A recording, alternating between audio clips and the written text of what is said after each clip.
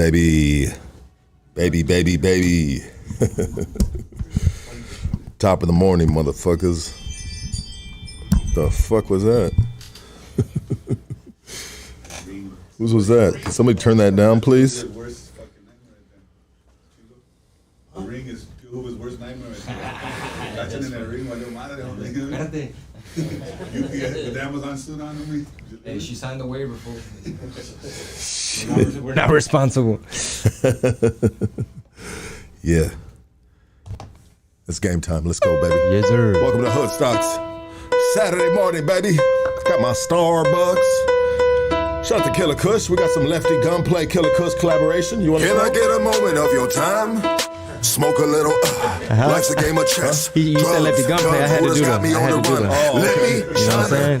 I'm not familiar with it. Can I get a moment of your time? I just did the little hand movement. Yeah. Life's a game of chess. Drugs, guns, I'm good right now. got me on the run. Let me shine a little light. I grew up on the 50s. Love my whole city. Got the little ones with me. I ain't going back to prison. House with a yard. I get my own unlocks. I walk my own yard. I'm Figueroa filthy. Where I come from, dog, everybody's filthy. Get your hands dirty with them concrete burpees. Beer runs and licks. My heart was made, dog, with every single brick. Legend in my own. I get my little shine on. Got a house loan. I see a hater smiling, broke with a mouth full. Run with my ninjas. Used to gun with my ninjas. Used to split top ramens on the hood with my ninjas. Can I get a moment of your time? Yeah. Smoke a little. Life's a game of chess. Drugs, guns, hooters got me on the run. Let me shine a little light. Can I get a moment of your time? Smoke a little, life's a game of chess. Drugs, guns, hooters got me on the run. Let me shine a little light. A 53 Torta, Johnny's on the corner. Fidel was on the block. Pizza so hot, cheese slide right off. Terrace 49, I got a creature state of mind. Mona Vista Pat, you need to keep a loaded 9. Maury's on thick. Used to cop the Cortez, you know the Chino got the kicks. Sitting in the park, you must I already hear coughing, bro. Rolling down the palm tree line, bro. Come in the Yeah, baby. Saturday morning, dog. Shit, I feel like we all moving like it's Saturday morning. Yeah, except you, big dog. You seem like you up and at it. I mean, you know, I woke up early, but shit, this cold Southern California weather woke me up. It's a different type of cold out here. Yeah. I'm like, damn, was I supposed to pack mittens and stuff? Like, I need a beanie? Yeah, you don't even need ice chests right now in this weather. Or maybe you do, I don't know. It all depends on how cold you like your beer. Yeah, but it's lovely out here, man. It's beautiful. So good to be back. Yeah, absolutely. For sure. Let's pay some bills and then we'll get into it. For sure. Look for some good quality cannabis. I mean, killer quality cannabis. Hit the folks at Killa Kush. They specialize in bringing you the best quality available from OG to exotic. They got it all, baby. Hit them up at Killa Kush _420. Matter of fact, I got 2 locations for you guys. One spot is True Organics in Whittier, and that address is 13800 Leffingwell Road, Whittier. And the next address is next shop where you get the Killa Kush, baby. Mind you, got to keep on plugging the Killa Kush because these are their shops. East LA Exotics in East Los, and that is 6009 East Olympic Boulevard. Next sponsor is Roulette Printing. Roulette Printing is your one-stop shop for all your printing products from start to finish. Roulette Printing will walk you through the printing process and get you the quality prints you need. Conveniently located in the city of Huntington Park off Slauson and Maywood. Please Google and follow all their platforms at Roulette Printing. All right, I see everybody tapping in right there. Hit that like while you're at it. Looking for the best criminal defense attorney in the city of Los Angeles. Look no further. Doug Sherrod is our guy. It can be your guy as well. Mr. Sherrod used to be a federal prosecutor as well as a district attorney for the city of Los Angeles. He didn't like the unfair politics on that side of the fence, so now he's going to bat for individuals who have been wrongfully accused or just had a bad weekend. You can reach him. You can reach Mr. Doug Sherrod at KingKongLawyer.com. KingKongLawyer.com. That is our lawyer, bro. That's our lawyer, right? You know what I mean? And you best believe we got the best lawyer in the city. Orange County, stand the fuck up. Gutter Phenom is a lifestyle brand that is dedicated to support and inspire individuals who are determined to achieve their dreams. We believe that no matter where you come through and what you've been through, with hard work and dedication, anything and everything is possible, guys. I want you guys to visit gutterphenom.com, gutterphenom.com.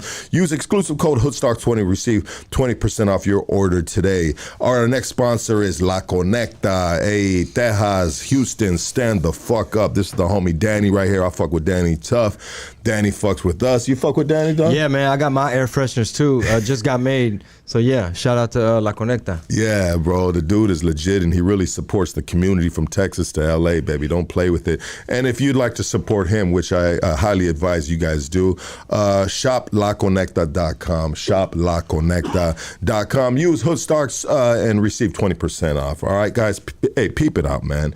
After the first podcast we had with Mr. CHINGO BLING, man, I feel like we jumped on his bumper too hard, bro, and we backed him in a corner, and I give the homie props, dog. I was like a wounded animal in a corner.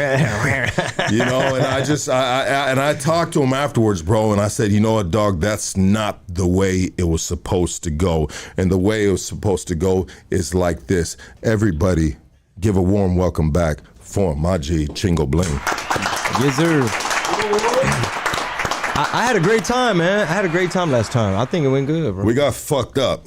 I got fucked up. Well, it was like a technical difficulty thing. But, the shit went and did all that shit, and it was just a mess, dog. And we were a mess, bro. I hit that. What was it? Killa Kush? What'd you call that? Yeah, it's a Killa Kush. I hit baby. that Killa Kush a little bit too hard, and it was cross waving with the tequila and everything else. Yeah, but let's fix that for you. Cross fading. Crossfade. The crossfade is different type of fade. It's a crossfade.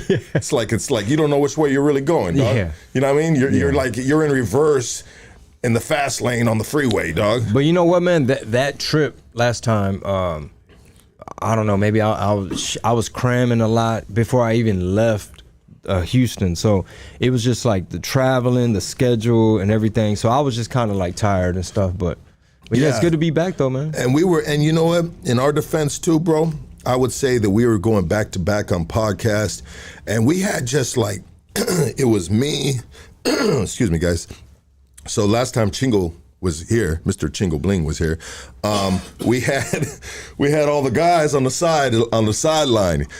And I ain't gonna lie, dog. You know what I mean? That cheerleading section was going hard, bro. For CHINGO, bro.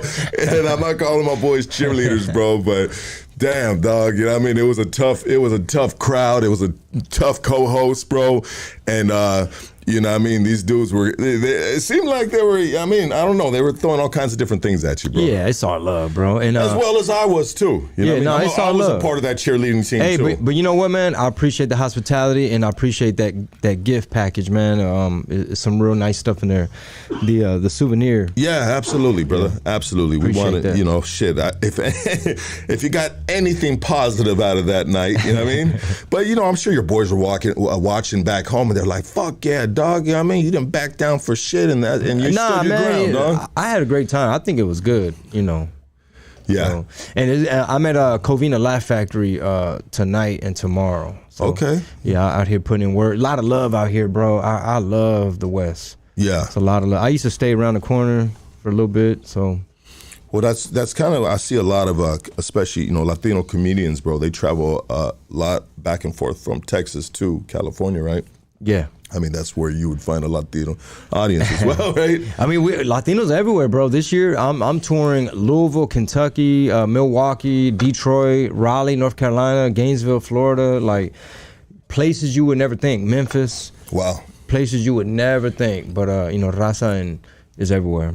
But well, you know, and so is laughter, bro. Mm-hmm. You know what I mean? Regardless, I mean, do you just aim for the raza audience, or do you try to, you know, you want to be versatile if you want to be rich, right, and successful? Yeah, and I really want to get to the point where it's like I want to go anywhere they speak English. Yeah. Like in other words, I would love to tour Canada. I don't know. Canada, they on some weird stuff right now, but. You know, shit, I'll go to Toronto, get a bag. I ain't tripping. The UK, Australia, those are some long flights, but, you know. Why is Canada on some weird shit? Put me up on game. Just, you know, not to get too much into politics, but, you know, just from the whole freedom standpoint. The freedom standpoint. Yeah, like, I don't want to be out there and they fuck around, lock us in and shut us down and make me not be able to leave or something, you know. Oh, they call it China. They call it China. China. Oh, China. Yeah, they say their President Trudeau is really Fidel Castro's son. Pow pow, shots fired.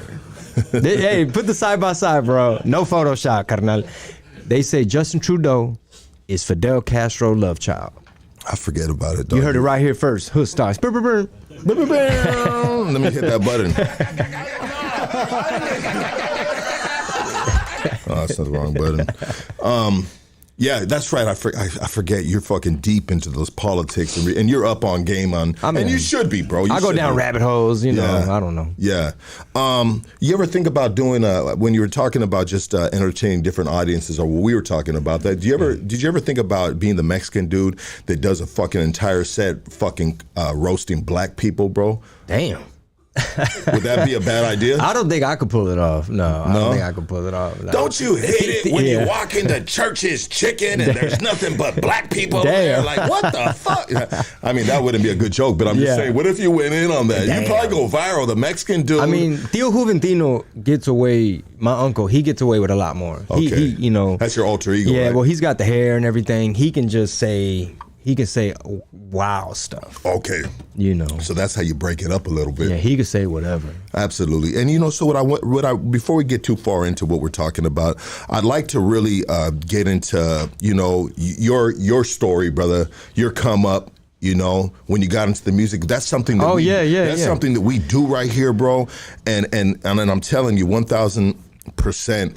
A lot of cats come in here and be like, hey, I'm a comedian, I just want to talk about my comedy. Hey, I'm a fucking rap artist, I just want to talk about, like, nah, my G. Tell people about how you were raised up. And then people, if they fucked with you before or not, you know what I mean, they're going to hear it differently. You feel me? Because they feel like, hey, man, I know Chingo Bling. And believe it or not, my boy, you've been around for a lot of years doing your thing, dog. Long time. You an OG in the game, at dog. At least 20 years, bro. But there's a lot of young people that support this channel, dog. And they're not...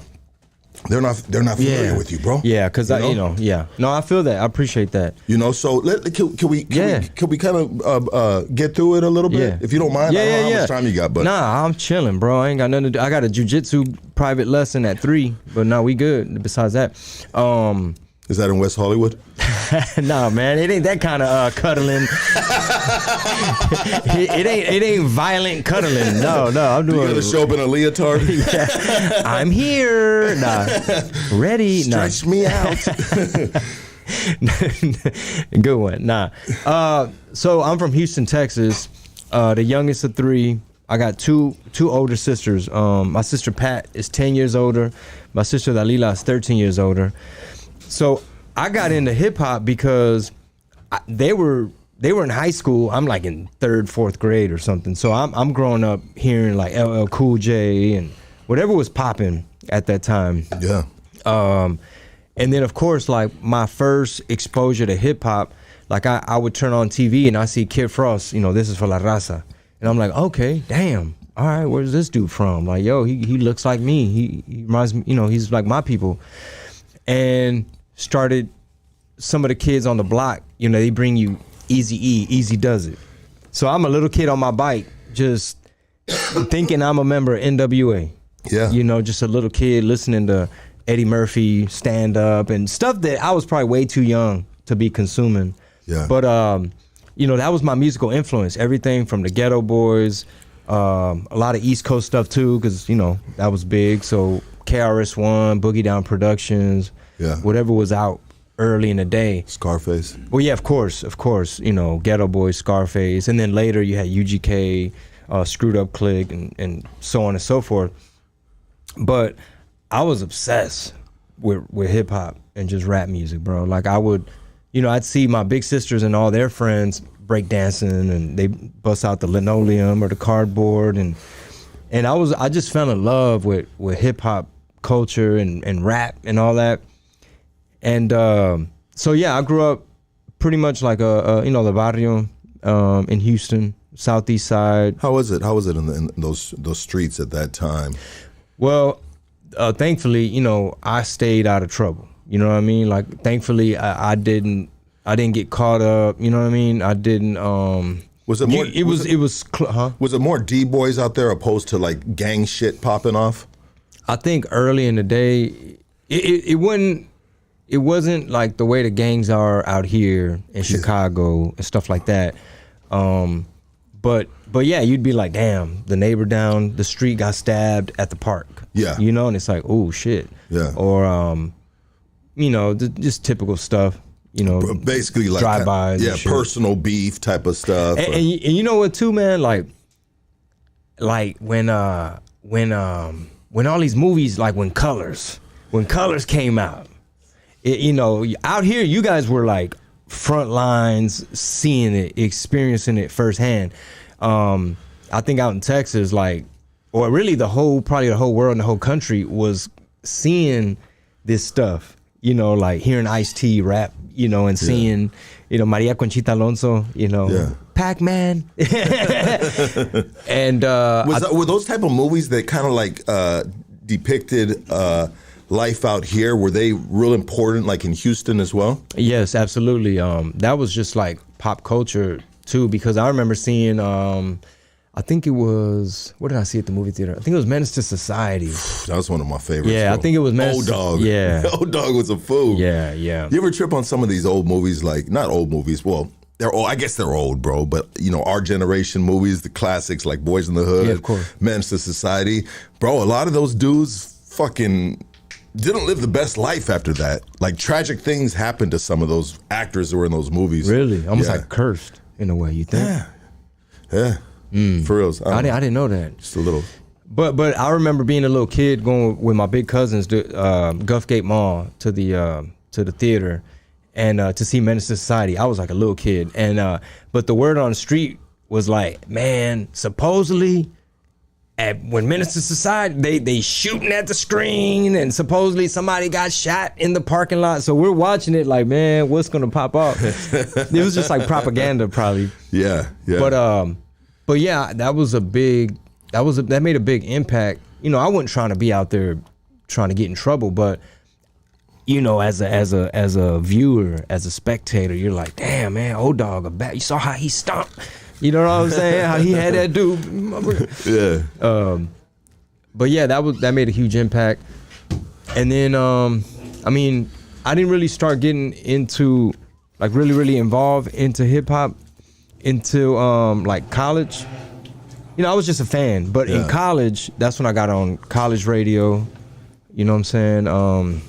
Started DJing, started playing around more with mixing acapellas with different instrumentals and making blends, and then posting up at the flea market and hustling.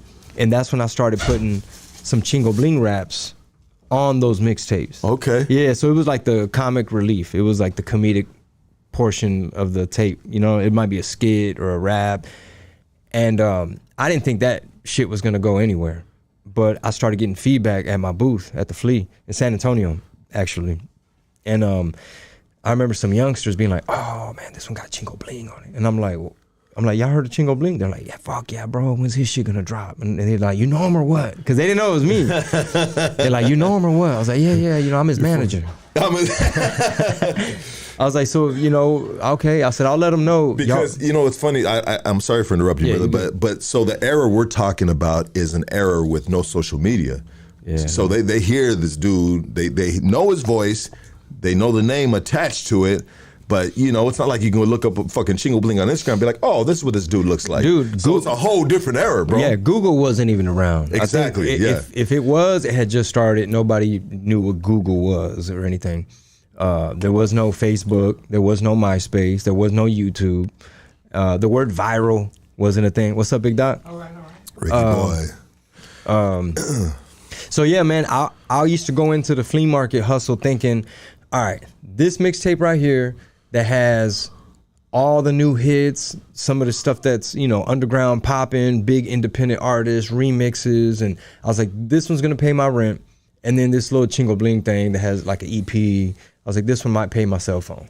But maybe the Chingo stuff was so unique to where it was the other way around, and people really gravitated. And then if they'd see me out like at a car show or something, I'd put my name on the back of the jersey, or I made sure to stand out, had the cowboy hat, probably aluminum foil at that time. But people be like, hey, let me see, you the guy that rapped the thing with y'all some little putitos, and I'm like, yeah, that's me.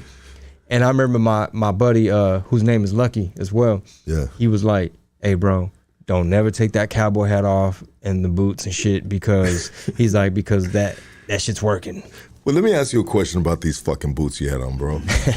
These boots had fucking Nike swooshes on them, bro. Yeah. And so, like, what? La marihuanada que se me ocurrió, like, where'd it come from? Yeah. I remember being like on the phone with my friend and shit, just thinking of a master plan.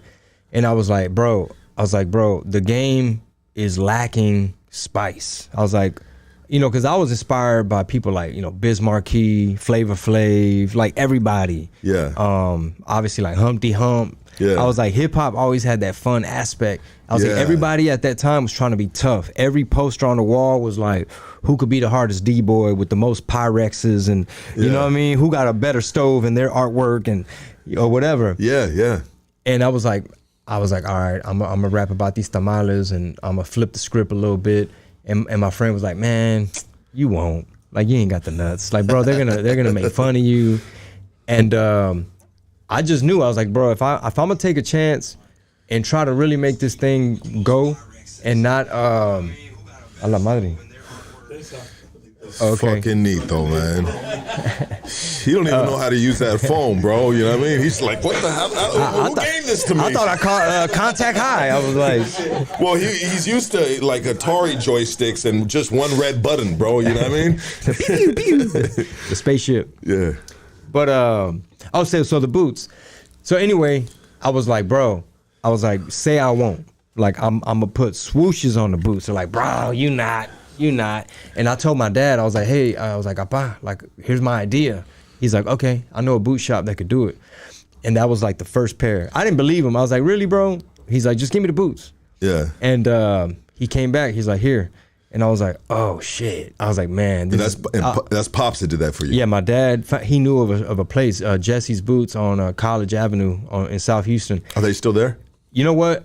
Mr. Jesse, he passed away. R.I.P. But his daughters and his sons, they all got shops. So his son-in-laws, like everybody's in the boot trade. They're from León, Guanajuato, where where it's all about zapatos. Like in León, that's where you can go get a plug on. I don't want to give y'all too much game, goddammit, but that's where they got plugs for, like, that's where they make, I mean, tires, hella shoes, tire. Well, isn't like some of the boots that like actually have our tire tread, or maybe it's some of the huaraches and shit. I've seen huaraches like that. Yeah, that's gangster. But you know what? I love that, bro. I love those old school trades that are passed down and passed down and passed down, because my great-grandfather was a cigar roller in Russia. And I wish that would have been passed down from generation to generation, because that would have been fucking badass, bro. My mom's Mexican. My pops is a Russian Jew, dog. But on that side, and the only reason I know that, bro, it's obviously from family, but I had got his,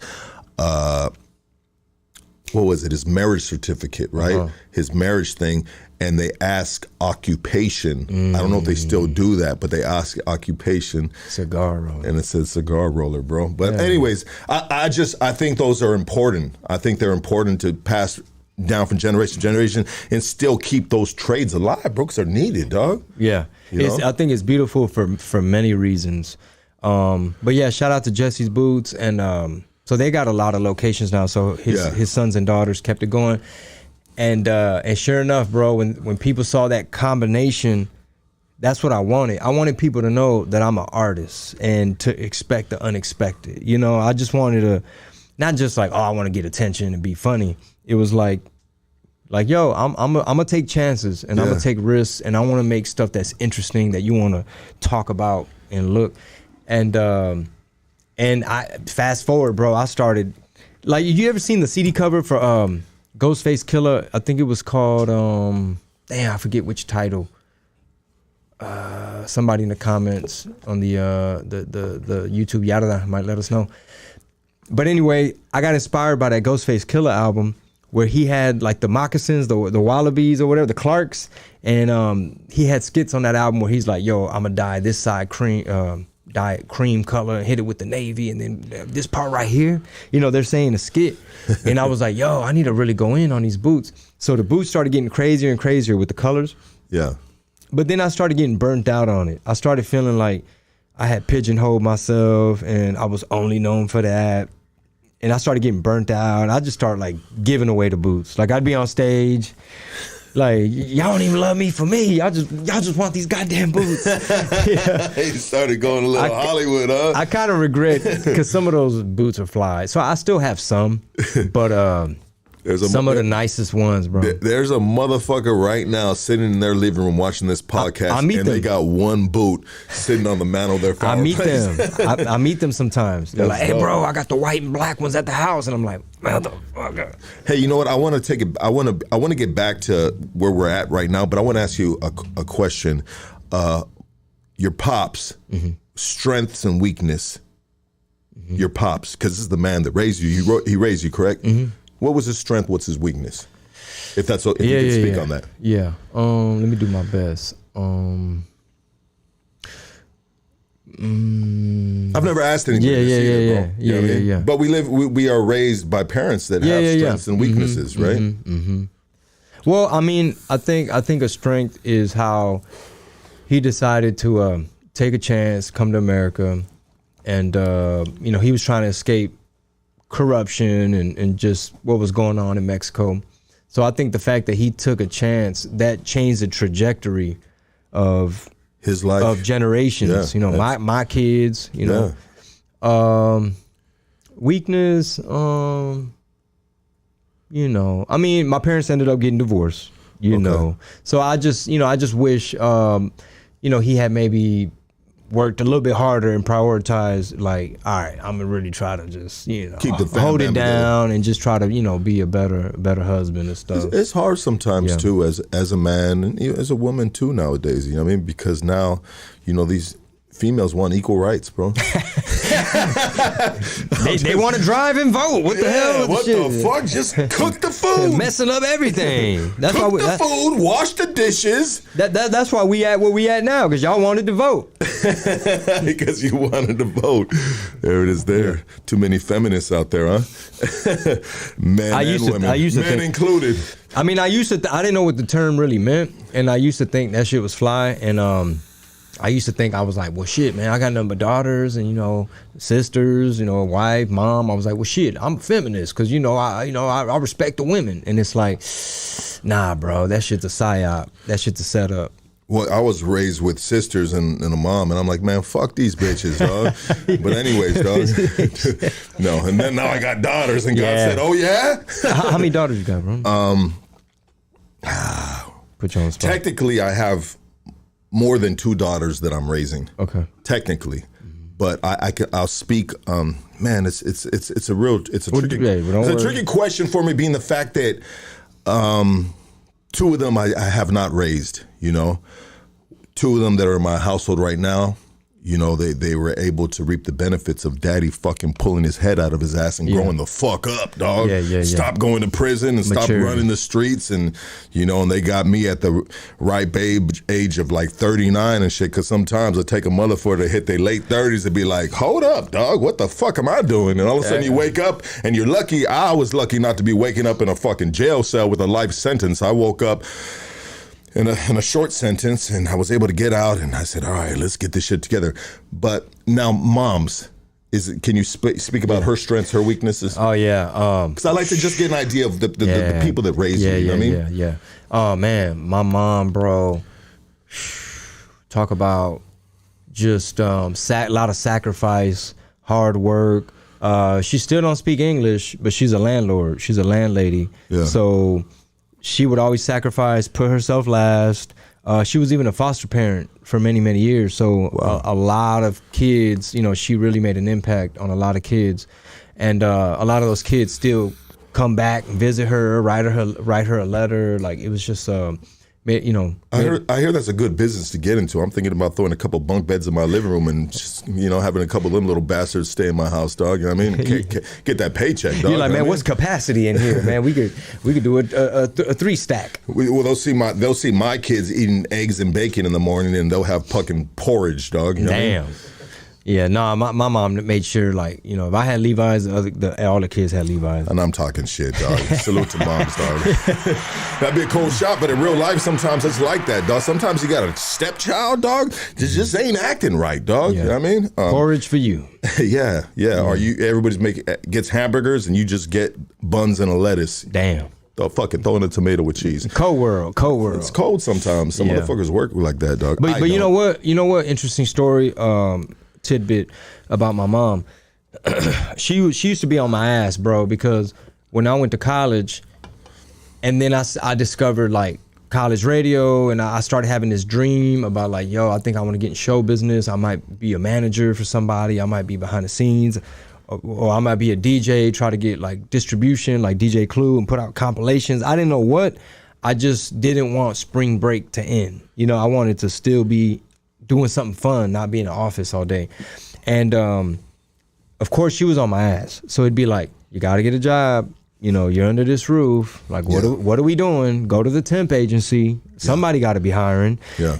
And I remember telling her, like, look, I'm getting good feedback off this shit. Motherfuckers loving the boots, you know? and it's like, just give me a year. I just need a year. Like, just chill out, get off my ass for about a year, and let me see if I can get something cracking.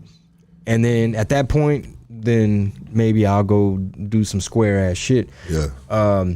And she was like, basically like my investor in the beginning, because she got me this. It reminds me of this right here. Yeah. But back then they used to have like these studio in a box. It was like rolling. Okay. It was like rolling. I forget the name of the machine, but it was like, I forget what it was, but it was like a little thing where you could plug in, and that's where I recorded like ostrich boots, like just in a room.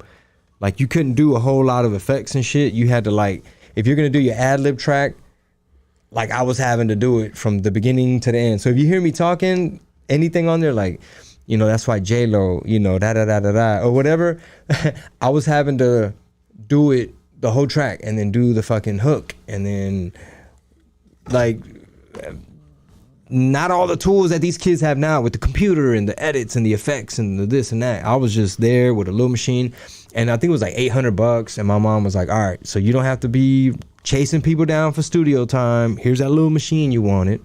So that really got me started. Yeah. And I was like, I gotta make this shit work. You know, make something crack. That's dope, bro. So you figured it out all by yourself. You know what I mean? You didn't have anybody to like really give you any direction. You started recording those fucking tracks by yourself.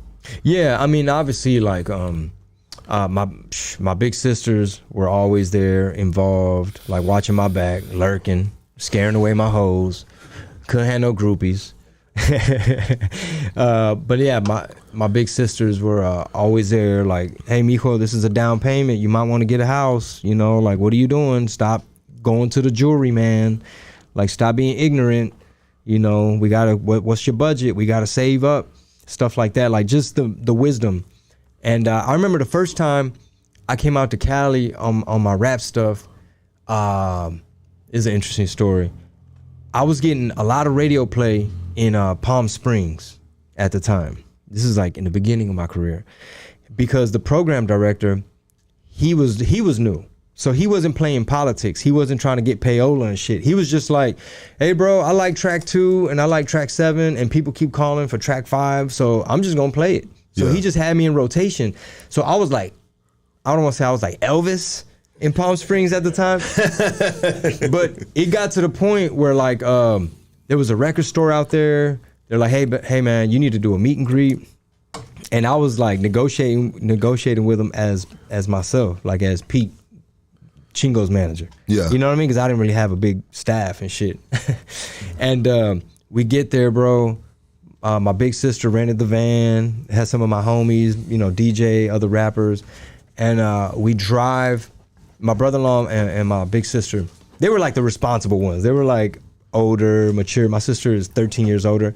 So we rent the van, load it up with CDs and posters and stuff, drive to Palm Springs.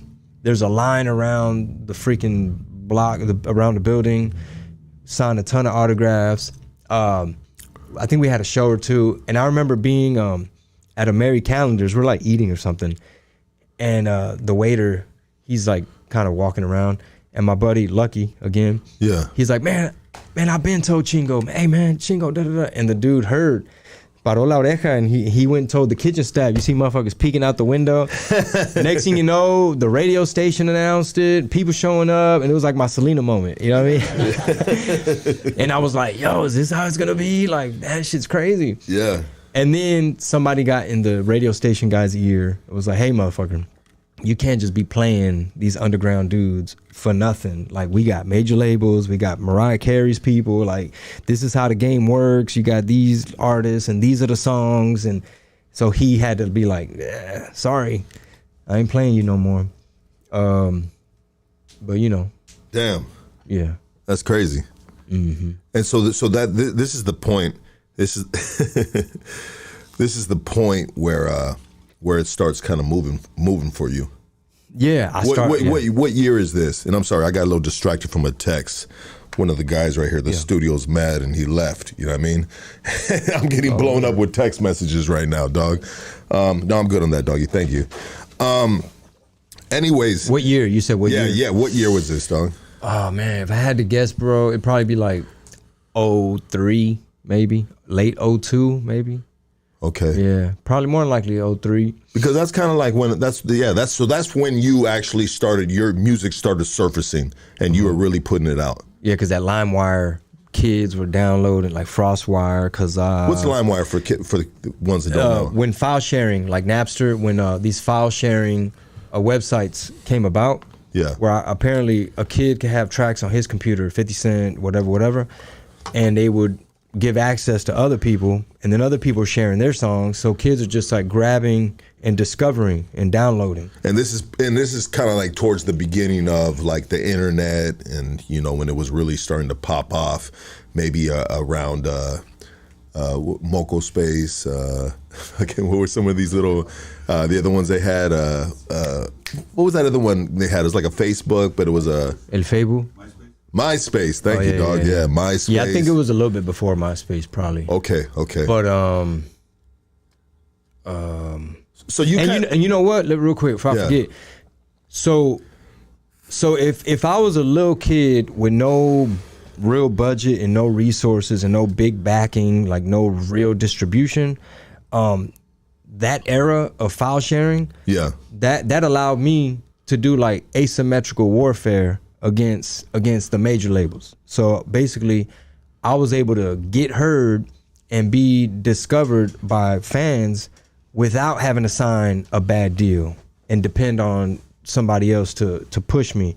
And also around that time, what's his name? ODM from Lighter Shade of Brown. He was on the radio. I don't know if he still is, in Riverside, and he started doing like kind of like Mexican style parodies with an accent type of thing, and he did I'm in Love with Your Sister, he did Paletero Man, songs like that, but he would never claim it, and somehow some way kids will put Chingo Bling on the song, and then they're sharing it, so kids are like, oh shit, new Chingo just dropped, Paletero Man, or I'm in Love with Your Sister. So I kind of got, I don't want to say blamed, but I got labeled with those songs. So some people are like, man, I don't even like Chingo, man, because he got them stupid songs. It's like, really? Which ones? Paletero Man and I'm in Love with Your Sister. And I'm like, those ain't even me, bro. Like, you should have blasted me. Like, homie, that's fucking ODM, bro. Yeah, I always tell people, it's like, hey, he don't want to claim him, but you know, he did that for his radio station, and I mean, people like him. A lot of people do. Well, like, that's probably why he got fired from his radio station.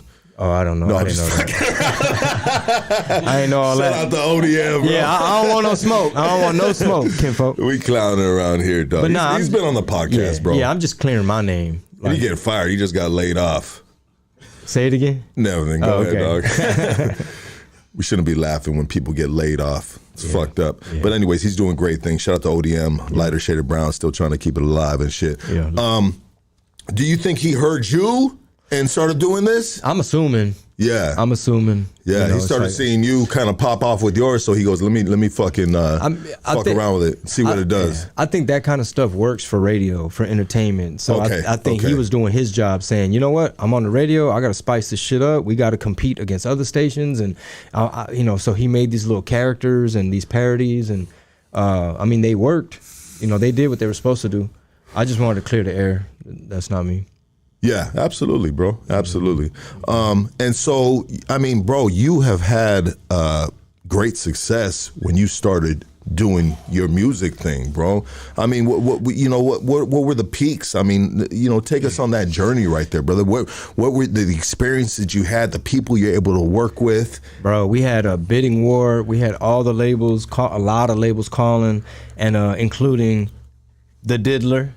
P. Diddy. What's up? What do you think of that, bro? Before we, no, that what we're I mean, did he ever invite you over to his bedroom for a sleepover? no, it wasn't one of those parties, but he did invite me to this. It was called All White Party. I think it was during All-Star Weekend in Houston. Yeah. Young Jeezy was there. It was open to the city. It wasn't those private parties you hearing about now.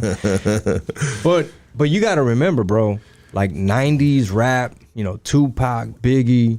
Like I'm from that age group where like P Diddy with the shiny suit and Mace and oh shit, you know the B.I.G. P.O. Wavy Rollie in the sky, all that shit.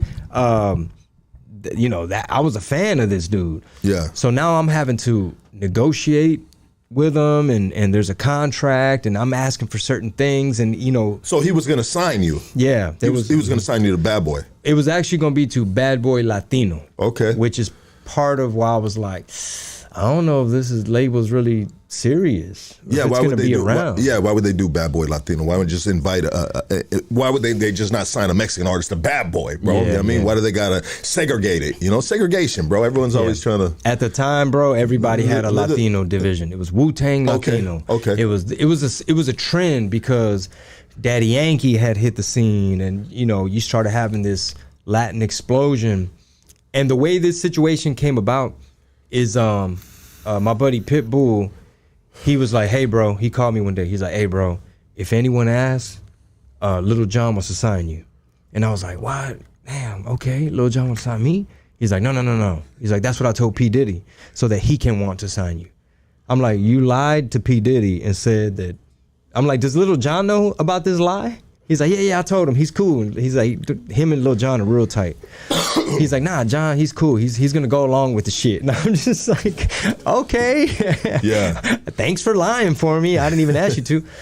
And at the time, Pitt was locked up in his contract with TVT Records. But he's so smart. He's such a hustler that he was making moves and making deals. He's the one that told P. Diddy, look, bro, link up with Emilio Estefan. You need to do Bad Boy Latino, and I'm gonna help you find the artist. Yeah. You know, he's like, I can't do nothing because I'm tied up with his label. Yeah. But he's like, look, Chingo Bling. And so I don't hear nothing for a little while. And then I think Pitt hit me up. He's like, hey, fly to Atlanta. He's like, I have a show. And P. Diddy's going to be there because they're shooting a video for the group Boys in the Hood. They had Young Jeezy in it. Okay. So we go on this tour bus, and I had my cowboy hat, my bobblehead, and everything. And at the time, his kids were little, so they're like running around the tour bus and shit. And we go to the back part, and Pitt's talking to him like, "Hey, bro, like, man, you can't get me out of my deal." He's like, "Man, once you sign, bro, it's hard. It's hard to get you out." But the whole time, like, he's listening to Pitt. He's got his little toothpick.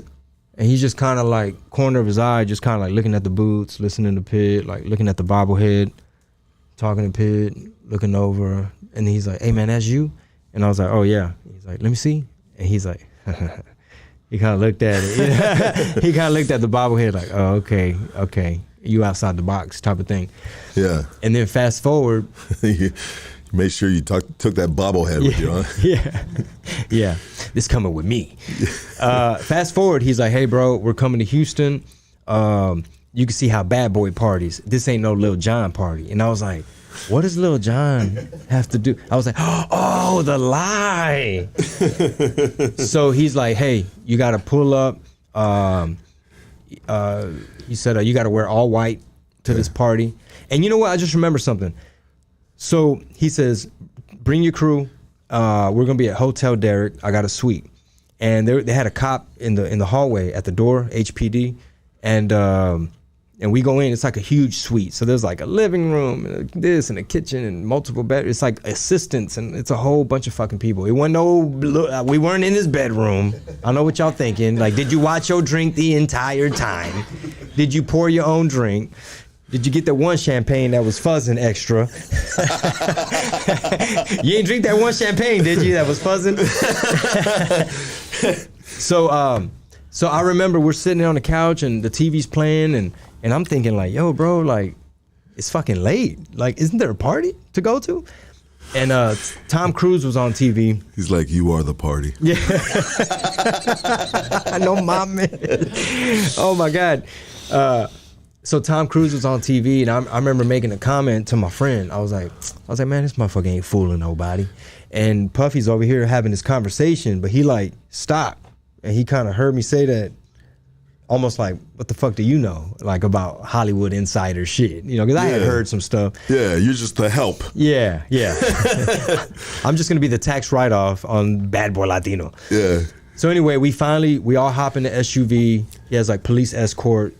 The motorcade, they're blocking lights, and we're fucking hauling ass to this big ass club. And I remember seeing like some of the radio station DJs. Like I'm walking in with Puffy, and some of the like local radio people that like wouldn't show love. Yeah, right. They're just kind of like, oh fuck, there goes Chingo Bling. You know what I mean? And now you're just like, yeah. Now it's like, oh man, he a witness or a victim, and you know, what you know about sex trafficking? Because now what we know, but or do we know? Yeah. I mean, everybody gets a due process, correct? Yeah. Absolutely, I agree. So yeah, right now it's a lot of really dark allegations, and I just want to say this. When I made that difficult decision to turn down, you know, an icon, a hero of mine at the time, it was such a hard decision because I'm like, damn, I'm having to navigate all this. Like I was still very young, very immature, like had a dream, but at the same time you have like imposter syndrome where you're like, man, I don't even deserve this. Like why me? I'm barely learning how to rap. You know, like this should be for somebody else. You know, there's a lot of good talent out there. Like, why is this all happening? That's interesting. So when I told him no, I was just like, fuck, bro. Because he was promising a lot of shit. And you declined his offer. I was like, man, I want creative control. Yeah. And he was like, well, we could share that. And then my counselor, my advisor at the time was like, bro, he's like, this is what he means by share. Yeah. It means for creative control, 51% goes to Bad Boy Entertainment, 49% goes to you.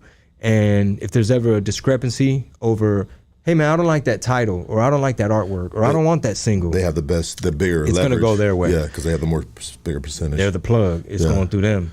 And I wanted to own my masters. I was like, man, I want the intellectual property. And my counselor, he was like, he doesn't even own his masters.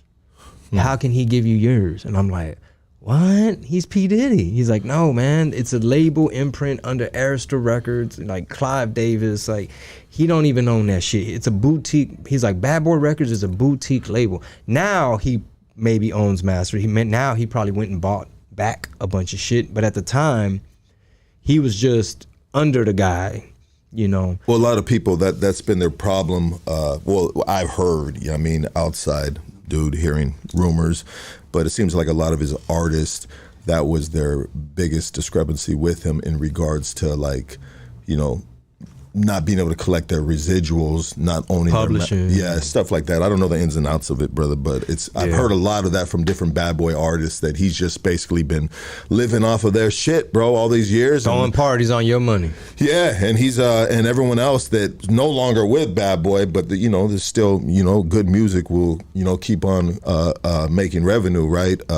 You know, and now some of these artists who probably living in a one-bedroom apartment type of shit, you know, kind of sucks. But you got to have the right people on your team. So it sounded like you had the right people on your team to let you know, what was really being said. But would it have been a good calculated move at the time to maybe take a little bit of a loss, you know what I mean, and just to be a part of that Bad Boy legacy, so to speak, you know what I mean, be under that umbrella and get a different type of level of exposure, just like when you're walking through that red carpet or whatever it was, and all the radio people that weren't showing you no motherfucking love, now they see you feel me? Like, it's just like, you could have leveraged it different ways outside and made different, moves, you know what I mean? Yeah, it was definitely a shoulda, coulda, woulda, like, damn, I was like, damn, I could at least been the dude holding the umbrella. Remember he had that one dude fetching cheesecake, because at the time he was actually putting out a lot of TV shows. I remember Bad Boy at the time, like I asked him, I was like, hey, so like what's next for Bad Boy? He's like, well, I'm working on my album. And I was like, and I'm like, what the fuck, bro? Like, you got the ability to sign somebody dope and put them out, and you literally just told me that P. Diddy is what's next. You know what I mean? So I was just Yeah. like, what a letdown. But he's like, man, I got 4 TV shows out right now. I could put you on TV next week. Yeah. You know? But in hindsight, I mean, I guess the Lord was looking out, and I totally avoided that situation. I mean, I really felt bad because I didn't want Pitt to feel disrespected. Like, bro, I'm over here. Yeah, because he tried to plug you in, right? and he he- connected the dots for you. And he did that many times, time and time again. Pitbull, huh? Yes. How's your relationship with him? Obviously, it's a good relationship. Yeah. What kind of dude is he? He's extremely wise, very smart. He's the type of guy where, like, you know, when we're both young coming up, I'll tell you one example. He was performing in Houston. It was a radio station event. So it was more of like a reggaeton type station. So they had like a crazy reggaeton lineup, and Pitt, he fit perfectly into that, and he was already making a lot of noise. So he was part of that lineup, and I was more, they were gonna put me more like in the beginning, you know, more like a opening type of guy. Yeah. And Which would have still been a great fucking spot. and I still performed, but I didn't like, I felt I was young. Some would say a little big-headed, maybe a little bit of ego. Yeah. Because I'm like, bro, this is my hometown. Like, how disrespectful is it that this radio station in my city is gonna just throw me on early? Because it was like a pavilion. It was like kind of outdoorish.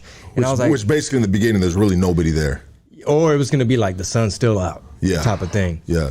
And I purposely, this is very like unprofessional, I purposely showed up late than a motherfucker. I was like, you got me all the way fucked up. Yeah, And I was like, nah, bro, I'm showing up late. Fuck this shit. You know, it's me and my boys like, yeah, man, fuck that shit, dog. You know, it's like my hype man and my DJ like, yeah, whatever you say, you know? and I show up late. The program director, he was Cuban, and he was fucking pissed. He was just like, oh yeah, bro, eso no se hace, bro. No, you guys not performing, bro. He not performing. Fuck that shit. You know, I told you a long time ago, never fuck with me. And bro, Pitt stuck his neck out and went to bat for me. And he busts out that Cuban shit with him. He's like, hey, que hola, bro. He's just like, hey, bro, hey, Chico, man, he from out here, bro. Hey, man, come on, hey, I'm sorry. You know, he fucking disarmed, and you saw the Cuban program director. He's like, he went from like steaming, like nah, fuck that shit. He's like, it went to, okay, hey, for you, okay, Chico, hey, for you, okay, hey, but never again, hey, Pitt, hey, man, you my boy, for you. Okay, fine, you know. Okay, he's gonna go up next after these guys. Fuck, we're gonna rearrange it, but hey, never again. Don't do that shit. Hey, Chico, hey, for you. Hey, Papo, I got you, Papo, I got you. You know? And I'm like, damn, that was some real ass shit, bro. Like, I was still able to perform. I still got what I wanted. I went on later. And then Pitt, he had put a lot of other deals together. He's like, hey man, I just talked to the people from Capitol Records right now. Or he set up a thing where this producer named Jim Johnson, who signed the artist B.O.B. But Jim Johnson, he's made beats for everybody. Soulja Boy, Rick Ross, like Pitt, you name it. And so that was another offer. And I remember this was in Miami, and we're in this conference room, and it's the contract, it's Jim Johnson, his lawyers, me, my people. And Pitt walks in, and he's like, okay, yeah, bet. Because he's thinking, man, I just put this whole play together for my boy. He's like, hell yeah. And he's just looking. He's like, hey, bro, he's just like, man, he ain't gonna sign this. He was just like, man, like, why y'all wasting time? Like, bro, I told you, you know, like, that's a real motherfucker. Yeah, right there, bro. he was just like, bro, you giving him this super beginner artist deal, man. Like, yeah. But think about what that says about him, bro. That like put plays together, and he did a song too where like he referenced and called out a lot of people, saying like, when such and such got his chain snatched from Puerto Rico in the MIA, like I made calls and got your shit back. You know what I mean? Yeah. And I'll tell you one more story. That dude's a boss. Yeah, He's a G, that's a solid ass motherfucker, bro. And you know what? I want to say this to the audience real quick. If you guys ever get a chance, man, go on YouTube, and I don't think there's a lot, but there's a few interviews of Pitbull, and you hear that dude talk, and that's a motherfucking beast right there, bro. There's a reason why he's Mr. Worldwide. There's a reason why he's at where he's at, because the average motherfucker that ain't built for that is not gonna be able to endure and navigate. It's rare air, and it's hard to navigate. And I'll tell you one more story. This was when I think this was around the time that Kanye snatched the mic from Taylor Swift, and he was like, I'm gonna let you finish or whatever. I think it was around that time. So, which I thought was bullshit, though. Anyways. Yeah, but no, yeah, I feel you. So check this out. So we're in Miami. It's MTV Awards, and I walk the red carpet because I'm the plus one. I'm like with Pitt. It's really Pitt's opportunity. But he's like, yeah, man, you walking with us. Go, you got to go get you a suit though. And that's when he started with the suit shit. And I was like, damn, bro, I'm the baggy with the tall tee, and it's that era. and I'm like, suit. And I'm like, fuck. So anyway, it was humid as shit. I think it was like August, Miami, fucking humid. I'm wearing this fucking suit, and I wasn't used to it. So I think this was around the time he gave P. Diddy the idea to do Bad Boy Latino. He plugged in P. Diddy, like took him to the radio station so he can get on air and talk about Bad Boy Latino. He found him a venue. It was Gloria Stefan's club. I think it was called Bongos. He got him the venue for the record label release party. Like, he put it all together for P. Diddy. Wow. It was his idea, everything. And at the same time, he had contributed to Daddy Yankee's Gasolina to help it cross over to America, because he put together the remix with Lil Jon. Shit. So Pitt jumped on it, and you had Lil Jon on it to do like an English version, I guess. So he's helping P. Diddy, he's helping Daddy Yankee. Now we're at the MTV Awards, and he's just like, damn, man, I can't get a hold of these motherfuckers now, man. What the fuck, man? Diddy ain't answering. What the fuck, Yankee at? What's going on, man? And we're just sitting there in the audience, and now to perform his hit single, Gasolina, Daddy Yankee. Oh, who's this? And Daddy Yankee out there, and we all watching like, okay, well, shit, okay, I guess he was busy backstage. And then who comes out with Daddy Yankee? P. Diddy. Now you got P. Diddy. Yeah. He up there, take that with Daddy Yankee and Gasolina, and Pitt was just like, damn, bro, all right, man, let's just go. So we left early. It was just one of those like, man, y'all not really grateful, man. Like, trying to put some shit together, bro. Yeah.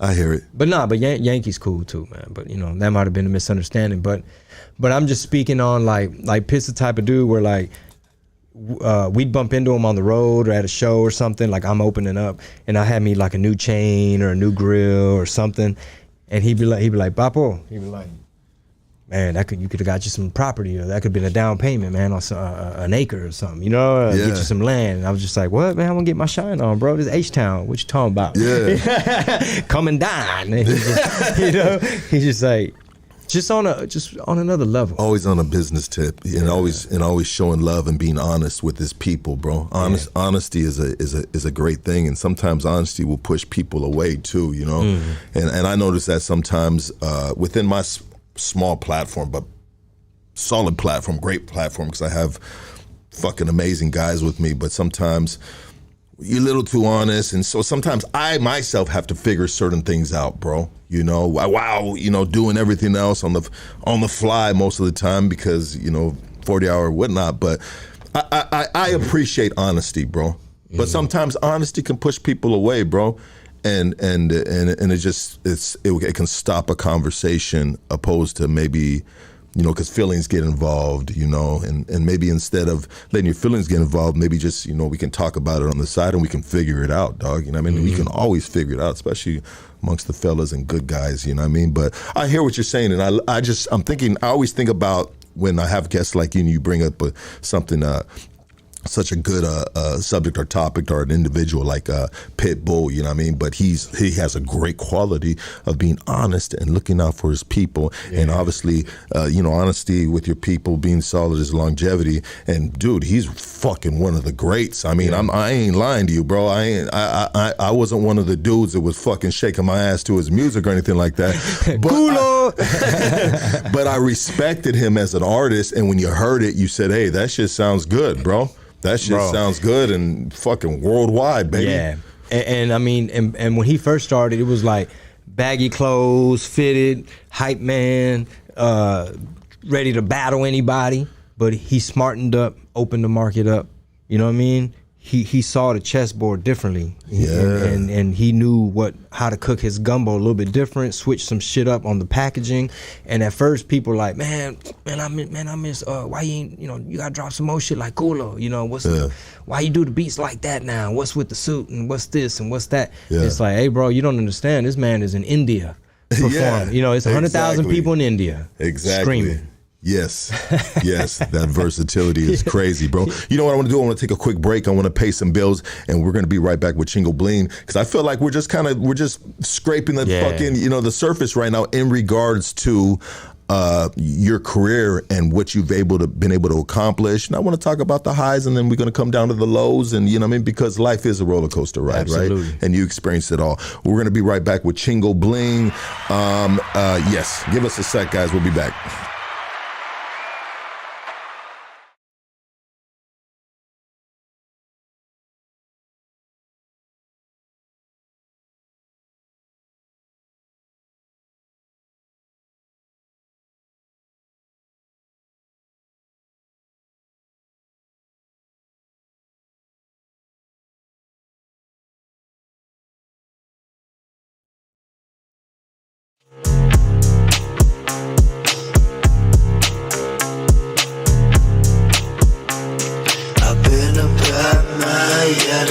Spread to me, and I help him go and get his way.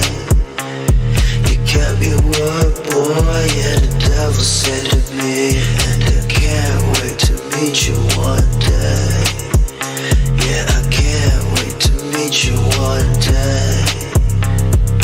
Hey, hey, hey, hey, hey, hey, hey, hey. Emotions out of focus, I'm crawling at my lowest. Feet hit the streets like a high-speed pursuit. I'm wild when I move, burning to your head, about to tighten up the noose. Bunch of clown faces blowing clouds of the booth. Woof, woof, hooters at the door, now they trying to run up in. I am not a guppy, shark stash everything. Dope in the pussy like a B of A deposit. Baby girl robotic, she gang bang abonic. Hang with the wolves or you gotta pull your weight. Told the biggest tool, keep one in the chain. This is not a date, dance with the Mex, get your face in the cake.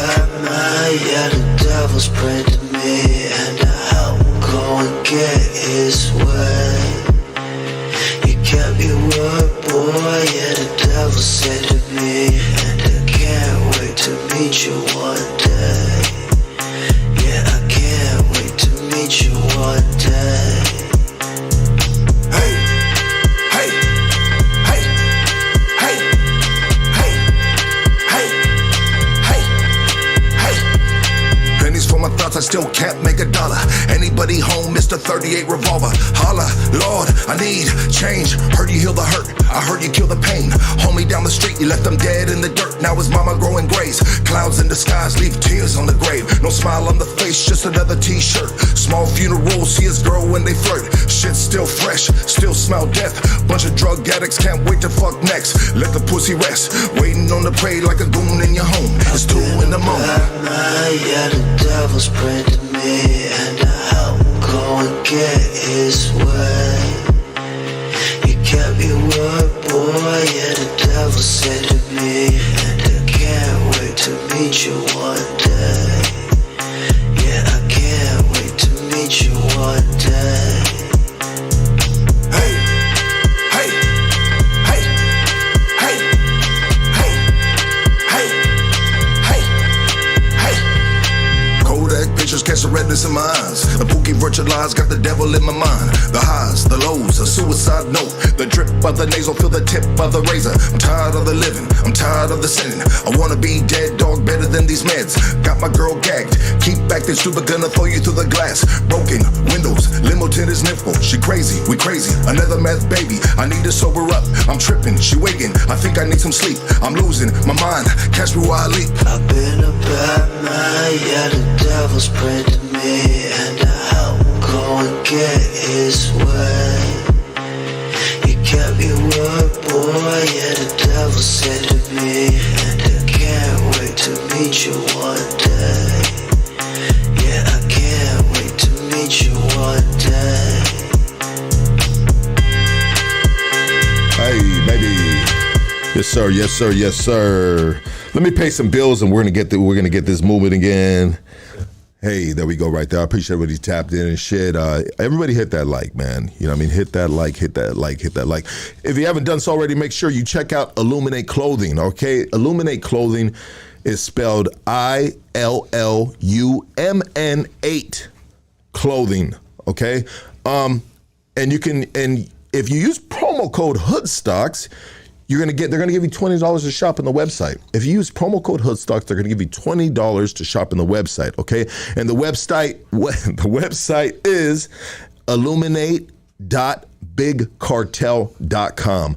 Illuminate.bigcartel.com. Okay, I want to give a big shout out to my private jeweler, D.Leo the jeweler. He's been MIA. I ain't talked to the dude in a cold minute. I don't know where the fuck happened to that dude. I don't know if he's still doing jewelry or if he's fucking, selling hubcaps now, you know what I mean? But I believe he's still doing jewelry.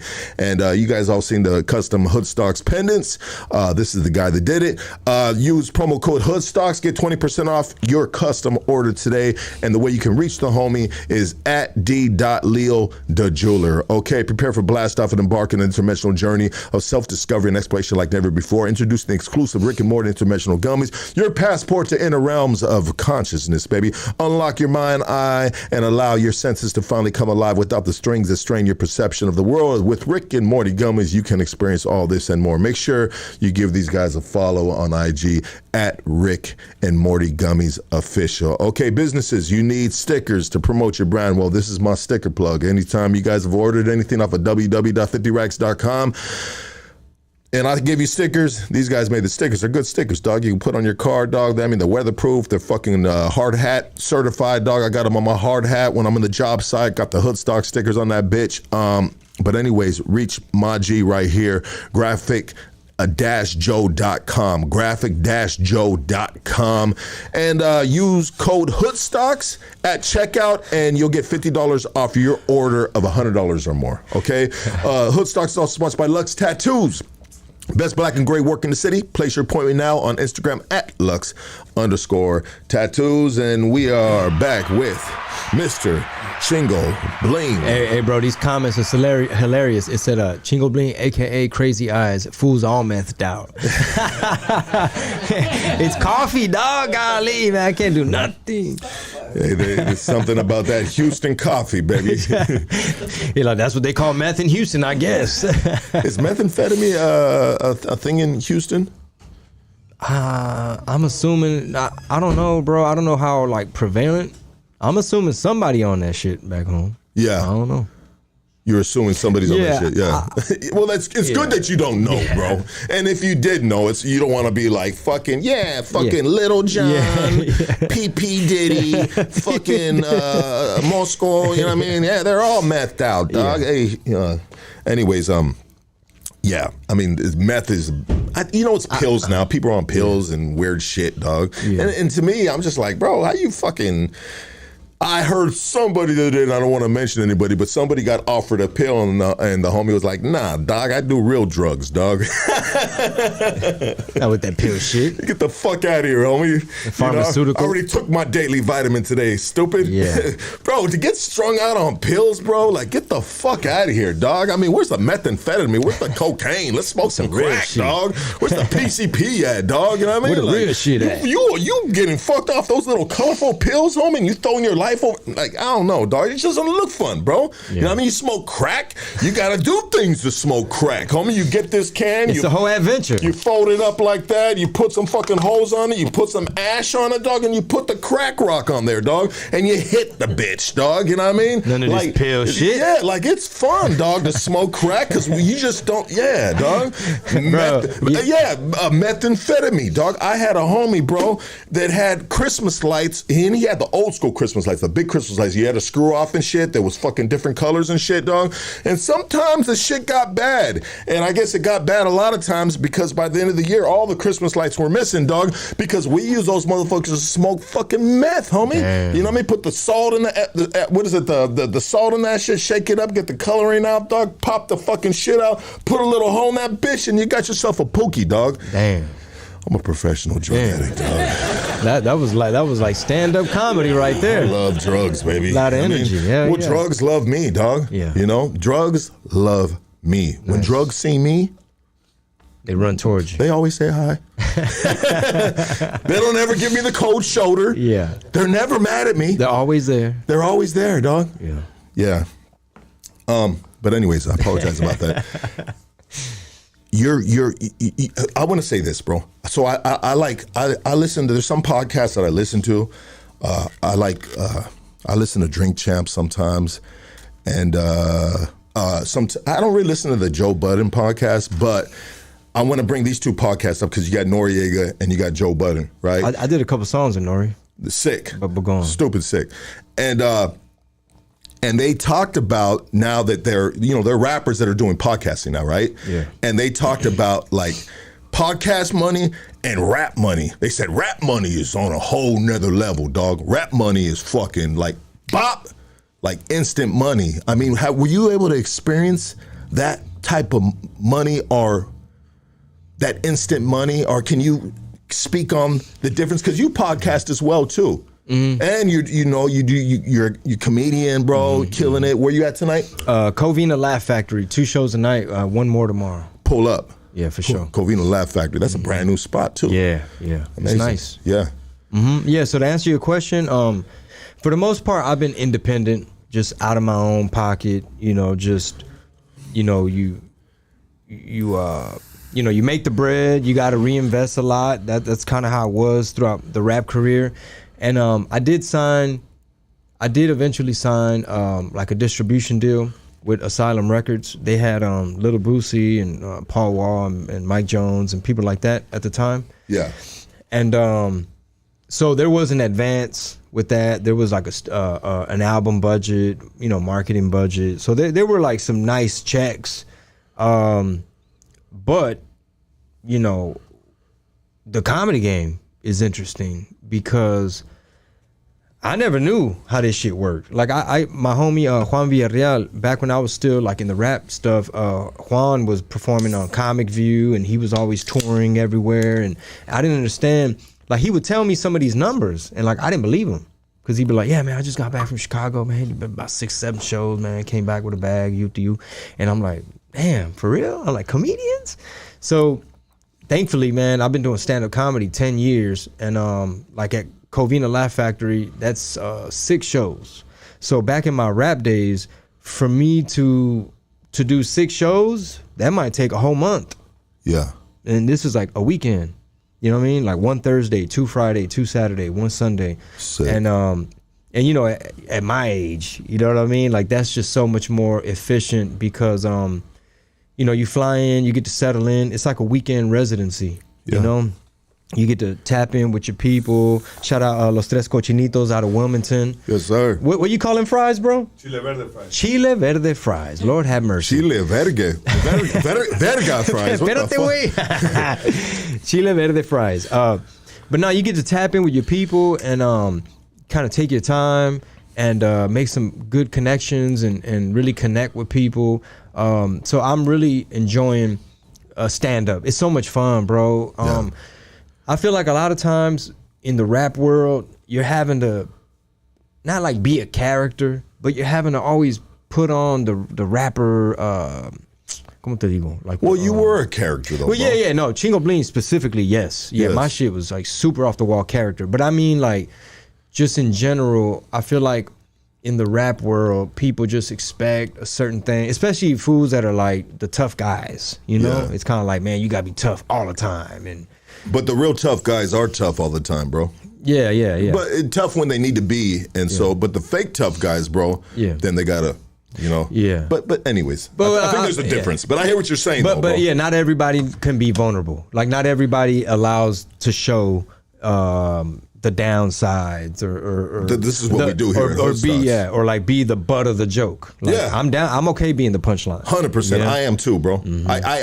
I fucking love it, bro. If I shoot something, and I've did this since day one with the chat line, even with my boys, bro. Like, homie, shoot back, bro. Don't throw a grenade at me, dog. I want to blow up one time. You know what I mean? Yeah. You know, like I love it, bro. You know what I mean? Yeah. But anyways, go ahead. But yeah, no, I've been blessed, man. Like when I found like comedy came into my life at the perfect time because I was just getting real burnt out with music. Like it was just janky promoters, just the way the game was and the way my career was at the time. Like I would find myself in these situations where I'm like, man, I didn't sign up for this.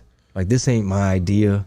Like damn, and I'm in too deep now. Did you feel like they weren't giving you respect? It wasn't really that bothered me. It was just like we were talking about this last night, where like you're doing a show, the promoter is gonna pay you a flat fee guarantee. They send you up front, which they got that from the opening acts that they charged, right? So now they got your flight, your hotel, whatever, and you're up front. And just a janky situation where like from the fan's perspective, the fan experience, it's kind of like, bro, this ain't even a good product. Like this isn't what I envisioned for my show. Yeah, for sure.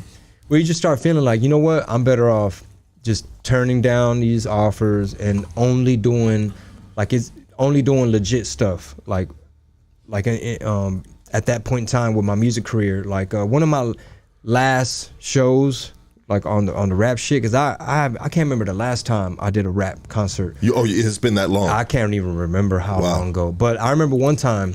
It might have been about 9-10 years ago. They hired me for a music festival in Modesto, and I think they had Waka Flocka like on another stage. I think Tech Nine might have been like the main headliner. So it was like 2-3 stages. They might even had a couple rock bands for what I recall. I don't know, but I was able to bring like DJ, drummer, you know what I mean? We were able to put on a nice show. It was high energy. Sick. Puro body. You know what I mean? The DJ. And I was like, okay, I'm glad I agreed to do this show because this was legit. You know, you wanna leave feeling like a star. You wanna put your best foot forward, and you want the fans to have a good experience. So Absolutely, I apologize. No, you good. Yeah, You're just like, fool, you doing too much in the background.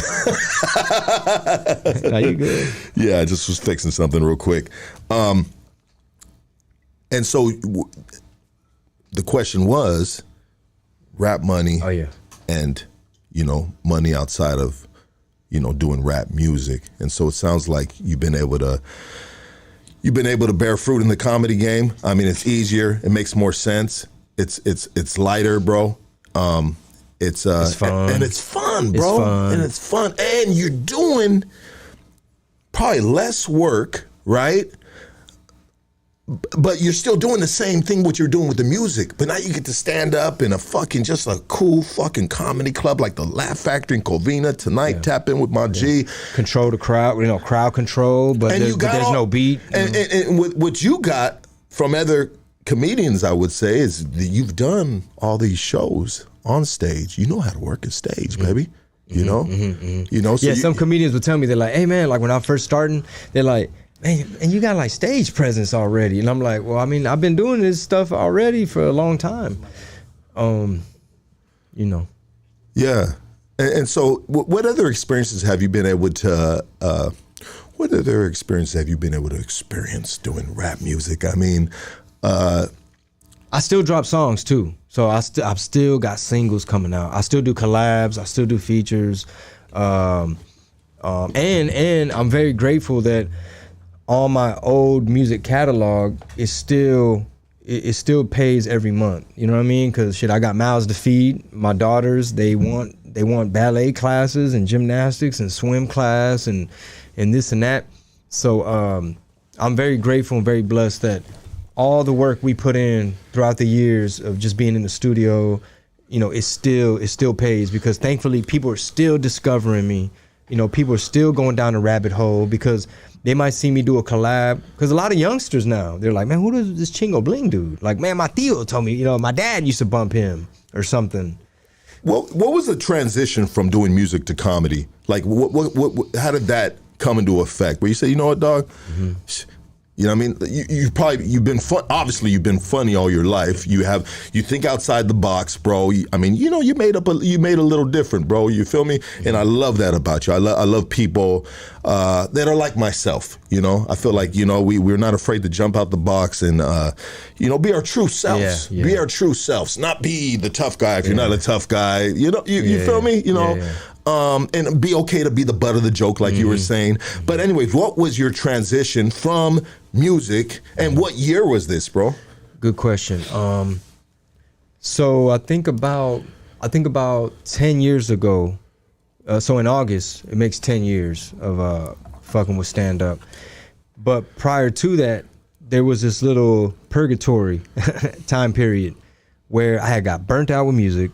I was tired of the janky shit, and I wanted to just take a step back. I started focusing more on my merch and stuff. And what was the merch? Yeah, so like, you know, like the Fedia hats, and I was just dropping different t-shirt designs. So around that time, I was staying out here. So my homie DJ Diablo, he had some screen printing. You know, he had a screen printing thing going, and I'd go to downtown. Like earlier, they brought you those hats. Yeah. And I remember that brand because I used to go down there, downtown LA, and I'd run into like King Lil G and stuff. Yeah.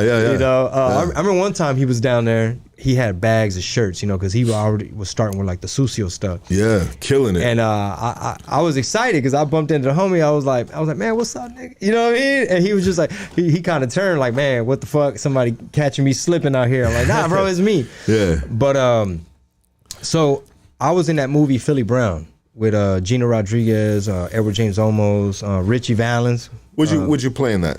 I need to watch that movie. I haven't seen that movie. So I had a small role, but I was like the comedic role, and I freestyled all my scenes.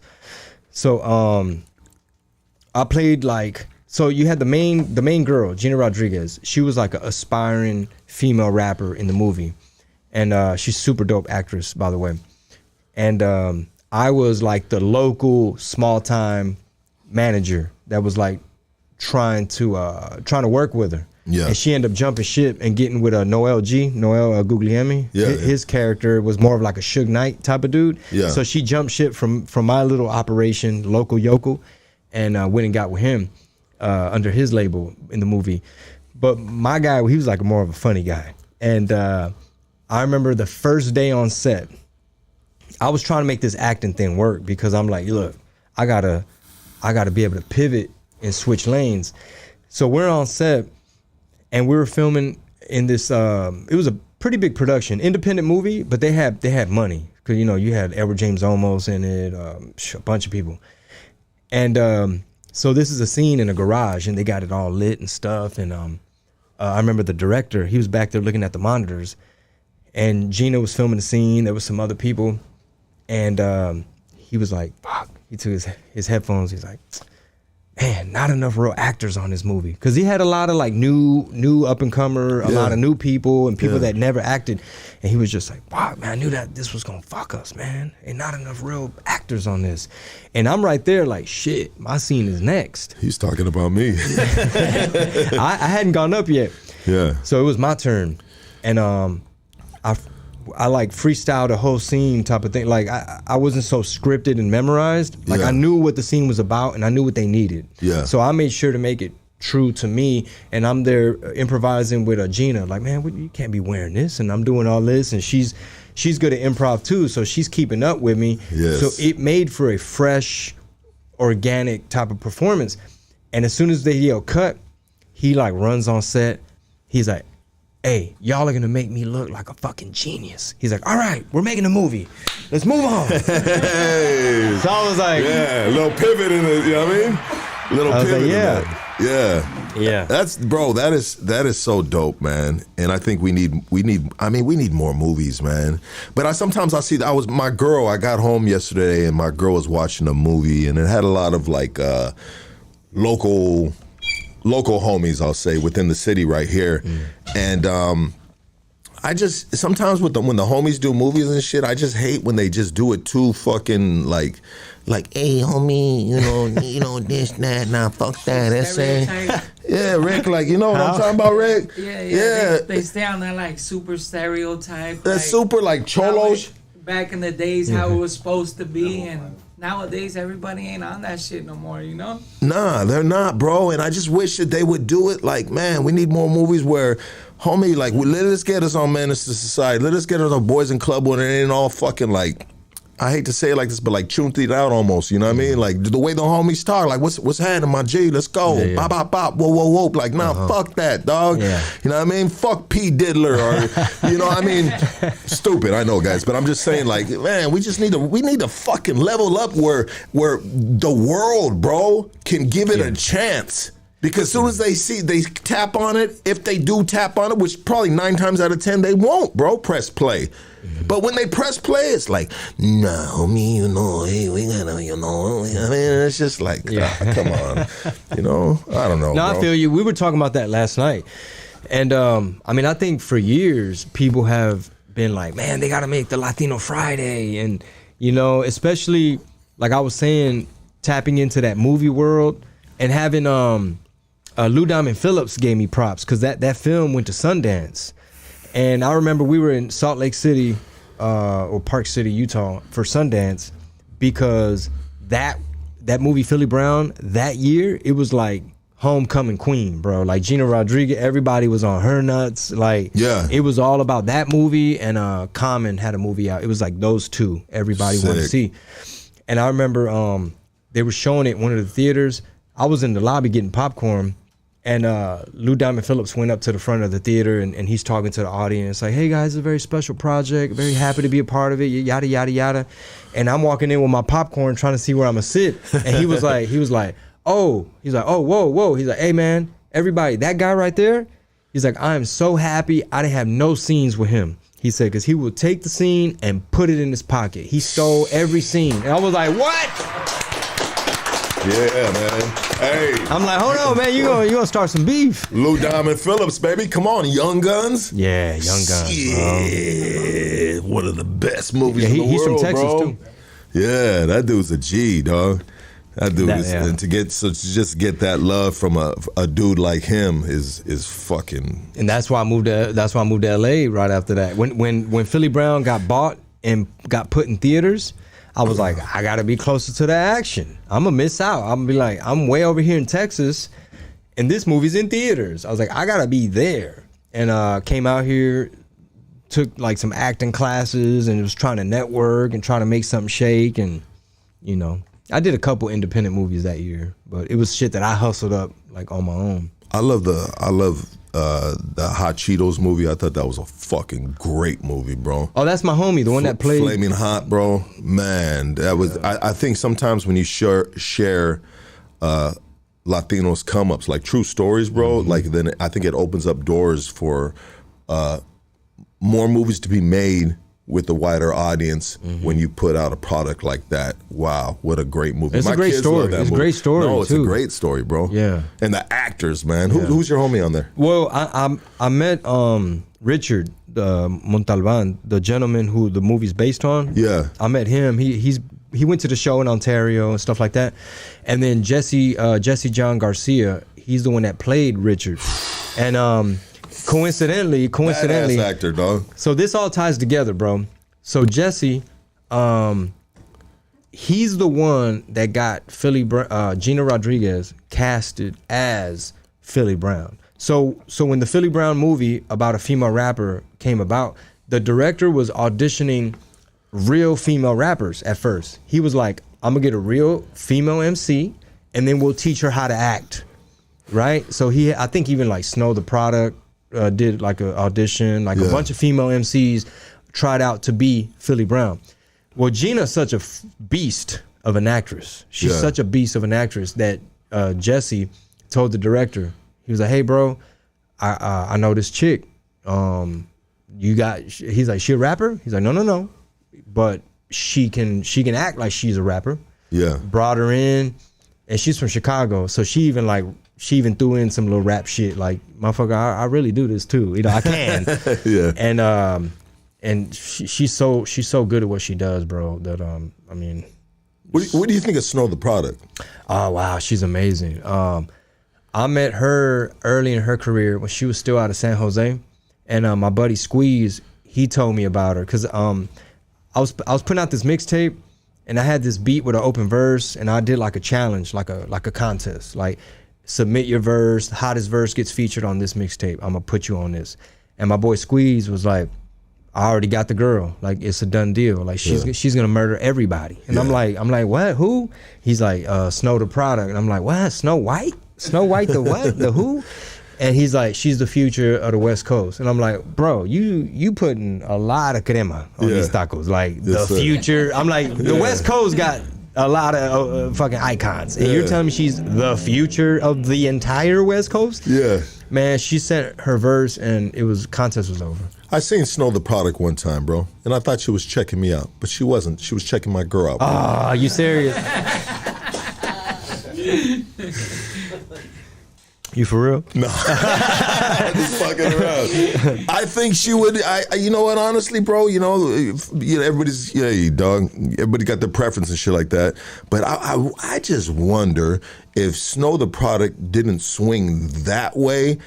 Because that's what I hear she does. You know what I mean? And if she was into, and she's very very vocal with that. Yeah, no, exactly. So I'm not, I'm not throwing no shade or nothing like that. All respect to Snow the Product. You know what I mean? But what if she was into dudes? Would she be a bigger artist, bro, than what she is? Because she's badass, bro. I mean, she's a huge artist for sure. But I know what you mean. I know what you mean. Could she have been on like a Nicki Minaj or Cardi B level? But she like mainstream fucking level. I don't think it's like because of that. Because I mean, she was married and that has a child, has a son. And I don't know the whole background of it, bro. Yeah, so I mean, for the longest, she wasn't swinging that way. Okay. Well, fuck that dude, bro. You know what I mean? Nah, he's cool. Fucked your whole world up. Nah, he's cool. Oh, he's Rick. cool. Oh, you know who he is? Yeah. What does he do? Beat women, bro, or what? He's like military. He has military background. He was too hardcore then in that household then or something, bro. Hey, I don't know, but it's fun to talk about it though. Yeah, she's bro, she's doing a lot of really really major stuff that it might not be like all in your face like the way Cardi B and Nicki Minaj and all these other chicks, but she's tapping into, I mean, like the Santa Fe clan, like the Mexico hip hop, because her Spanish is so good, and then she'll collab with some pop stars and she'll hit some international charts. But she's like an independent boss. Like, got her ranch out here in Cali, like independent. When she drops a tour, is sold out, it's done deal. Yeah, for sure. Big venues. She's doing it the way she wants to do it. Yeah, just she collecting everything. It's on her. It's on her schedule. Diddler ain't getting her. No. Hell no. No. Yeah. No. She'd be like she's almost like maybe a female pit bull almost, huh? I mean, not maybe in the sense of knowing how to move, or maybe she just got a great team behind her. Who knows? I mean, she's super dope, bro. She's really talented. Rap her ass off. Hard worker. Good mom. Yeah. I mean, I think she's having it her way. She's doing it. Like, that's the dream come true. And she's doing it her way. Absolutely. And so sometimes the outside people looking in, we don't understand the full length of the business, right? The ins and outs of the business. Just because you're not seeing, you may not be hearing Snow the Product on the local stations right here in LA all the time, like you might be hearing other artists, doesn't mean that she's not a fucking wealthy woman and doing it big and doing it the way she's probably living. Like you said, she's got a ranch out here. She's living a comfortable lifestyle. Yeah. You don't have to be to that fucking like level to be eating good in the game, right? Yeah. You don't have to be like overexposure just to get a bag. Like, she's got her cult following, loyal audience. You know. So yeah, it's really cool because I witnessed it like damn near from the beginning. You know. Yeah. Just seeing, like, she was in Texas for a while, and she's originally from Texas, right? no, she's from the Bay. Oh, she's from the Bay. Yeah, she's a California girl. Shit, damn, bro. Man, that's how much I'm fucking out of the loop of. Yeah, the she's from music. San Jose. Like she was hustling. She used to like walk around and almost like you know how people be like, hey man, you want to see a magic trick?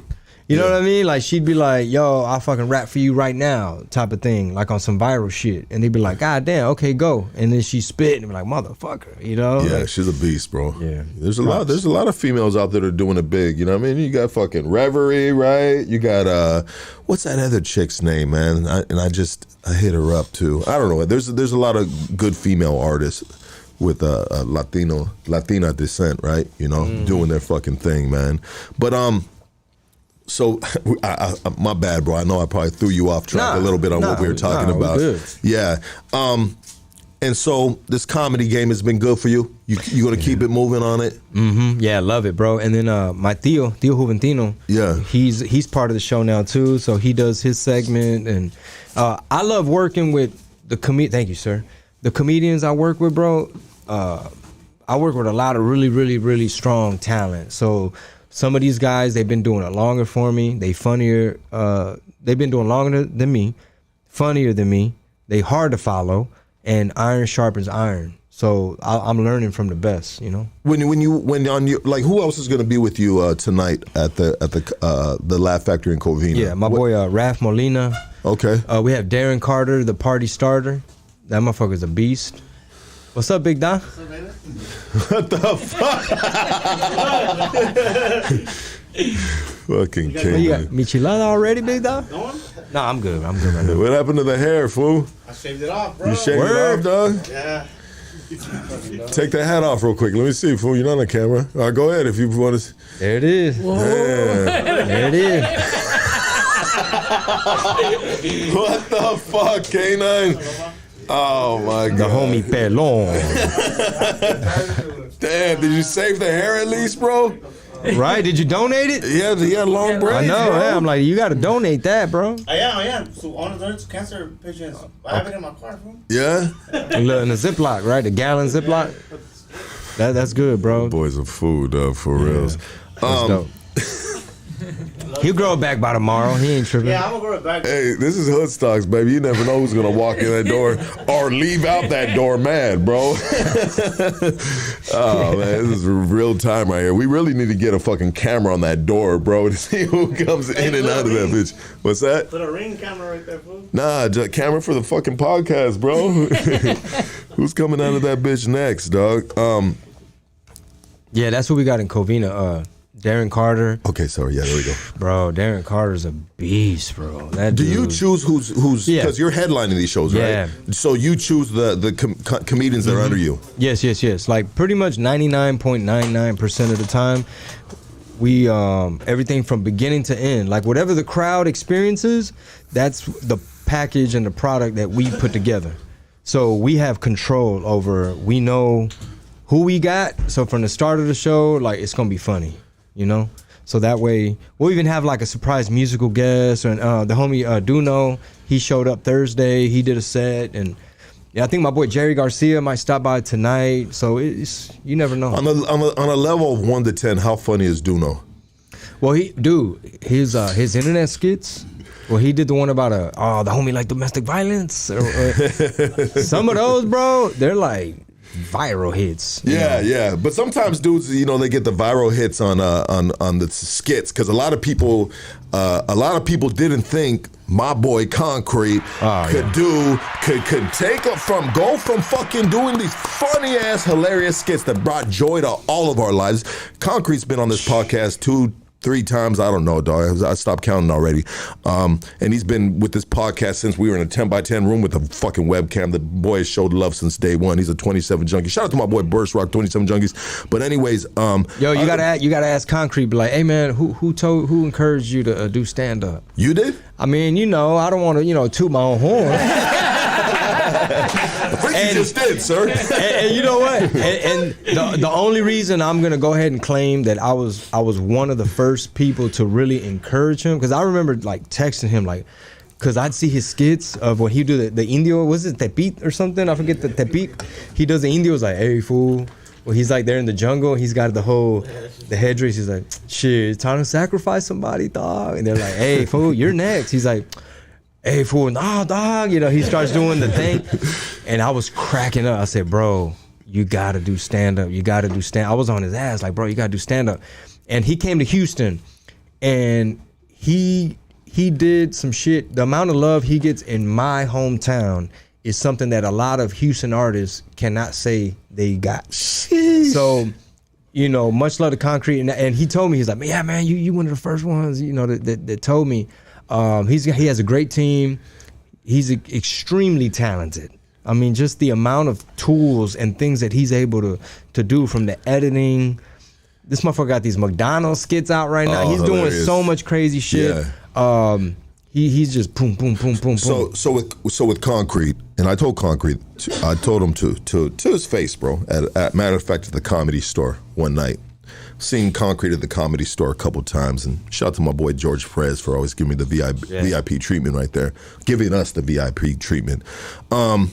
First time I seen Concrete, I was like, all right, dog. You know, he's working it out. He's working it out. You know what I mean? Because I am a bigger fan of comedy than I am anything, bro. Nice. Because it's just been a part of my life and my household and my family and just everything around me, bro. There's, even when the shit is serious, bro, it's a whole lot of funny shit, bro, and especially in the hood, bro. Yeah. Right, Rick? You know what I mean? For sure. Yeah.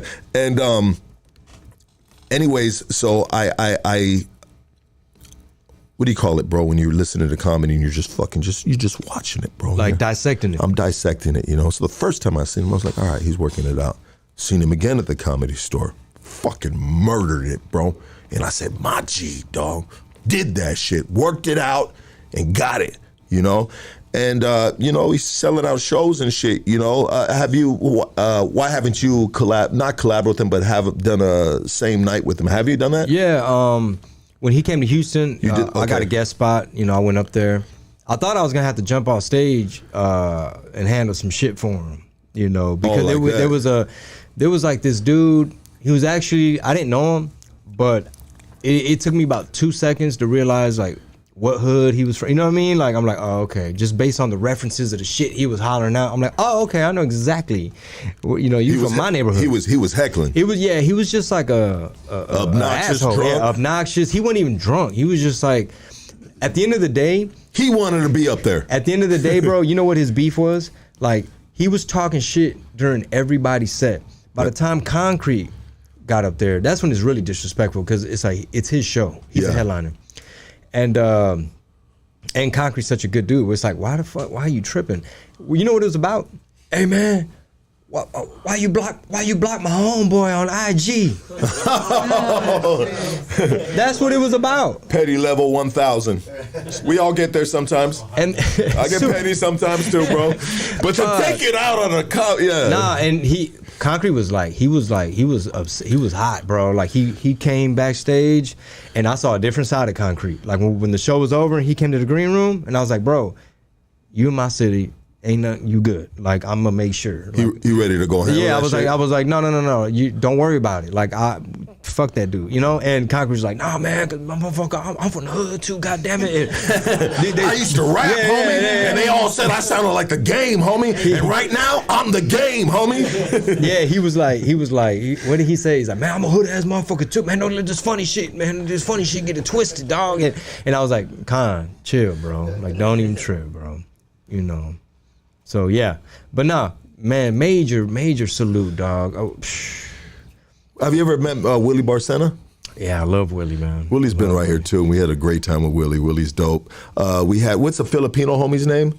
Edwin San Juan. Ooh, love that dude too. Bro, talk about, I mean, just the three names you mentioned: George Perez, Willie Barcena, Edwin San Juan. I mean, talk about a master class of comedians, bro. When I'm around those dudes, it's just like, shut the fuck up and soak it up, bro. Yeah. In any game, like I memorize, like George Perez, hey, bro. man, let me holler at you. You know, give me Yeah. some game. Yeah. I'll tell one quick story though about George.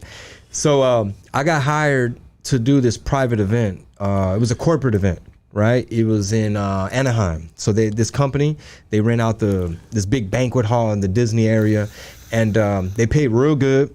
I said, George, hey man, I'm gonna break you off this much. Just pull up. You're just gonna do about 15 to set me up so I can come on. And he's like, hell yeah, man, I'm pull up. And George shows up. He's on one. He's just like, hey bro, hey Chingo. He's like, bro, I've been killing it at the store. He's like, man, I've been headlining. This. Yeah. He's just like, man, the other day Roseanne Barr showed. He's like, he was just like, the confidence was on another level. I'm like, hell yeah, man. I was like, all right, well look, bro, they're cool. I've done this company's event like 2-3 years in a row, like just whatever, have fun. He goes up there, and it's kind of a disaster. Yeah. Because you see his confidence going Real time. Dude, it got to the point where he's like, fuck, Chingo, never again. And then he's like, these are all employees. They're all dressed up to the nines. Like everybody got their wives with them. Everybody. And he's like, talking about sniffing cocaine. Oh, I'm not a cholo, but he's like, I just iron a lot, you know. But he's up there, like just trying his damnedest, and he's just like, fuck, I feel like I'm competing with forks and knives, like, man, because they're eating. Yeah. Everybody's there with their coworker, and they're just like, dude, the boss is here. They're just like, hurry up, trying to get tipsy so the DJ could dance. And George is up there. There's like no spotlight. I set him up for failure, basically. Yeah. And he's up there trying his damnedest, and he starts going off on the table like, hey man, you don't see me up here? You don't see what I'm doing? Man, he's this close to saying, shut the fuck up. And he gets off, and he's just like, fuck, bro. I was like, man, sorry, dog. But here go your money. Well, it's probably a tough one, bro, for one thing, the audience, right? Corporate thing. And then they're eating, bro. So that's a major distraction, dog. Everything about it. The ceilings are high. The sound. The DJ's got this fucking mic that he brought. Yeah. Can we do something real quick, bro? Do you mind? What I gotta do? I gotta rap? No. I want to get K9 on this one. Can we get K9 right here real quick? Yeah. Let's get K9 right here real quick, bro. My boy K9, dog. Shout out to my boy K9. Oh shit, what's up? What's up, my boy? How you doing, doggy? Good, better? Shit. You doing better? Can you pull that mic up to yourself? Yeah. Mic check, yeah. Yeah. Why you shave your hair off, dog? Why? Because Take that hat off so we can see it, dog. Because first, bro, I got alopecia. Motherfucker was stressing. So What is it called, alopecia? Alopecia. Oh, I thought you were talking about an ex-old alopecia. lady's name or something. The black chick you used to be with. Yeah, Tanisha, she fucked me up. No, go ahead. Nah, bro, Dumb joke. fucking want to start fresh, fucking, I'm a single man now, so. You're single? Yeah. Oh, shit. Yeah. Sorry, Jaylene, I didn't mean to give him that round of applause. If you're She's like, fuck you, Lucky. Yeah, bro. You're single now, huh? Yeah, so I just want to start fresh, bro, but I'm gonna let it grow back. New chapter. New chapter. Sometimes you gotta do that, bro. I just want to peel off the old skin, you feel me? Yeah, bro. And you know what? He asked me about that too. This is my boy, and we have conversations, dog, within the fellas, and we're talking on the phone, and sometimes we, peaks and valleys, right? Sometimes you're in them valleys, bro. You're trying to get back up to the peak, and K9 has had he's had a rough road, and sometimes we get dealt these cards, bro, and it's not necessarily a winning hand, so you got to work harder at it, right? And I think all of us can relate to that, Yeah, that's life. Yeah, that's life, bro. And up and we've been through worse, so. Yeah, and I talked to my boy, bro, because this is my little bro right here, and I love the dude, you know what I mean? And he was just like, damn, dog, this, that, and the other, bop, bop, and then he throws in, I'm gonna shave my hair off. He goes, you think I shave my hair off? He was like this. He was like, I'm tired of this shit. I just started pulling it off. And you know what? I didn't really want him to shave his hair off because I think that was his signature shit and it looked good on him, bro. He wore it well, and he took him a long time to grow that bitch out, dog. But if this is what it takes to start a new chapter, bro, then fuck it. Sometimes we do drastic things in our life, even shaving our hair off. I think you shaved your hair off too, huh? Yeah, you did. Take your hat off, fool. Oh, what the fuck is that? Is that an Edgar cut, bro? I still don't know what I'm doing with it yet. Yeah, dog, that shit look like a loofah, homie. You got the Donald Trump going on? Yeah, bro. But anyways, talking to K9, and I was like, well, fuck it, dog. Shave the hair off, dog. Yeah. You know what I mean? Start fresh. So you're single with a bald head. Yeah. And you. I'm not trying to rob nobody, but. Yeah.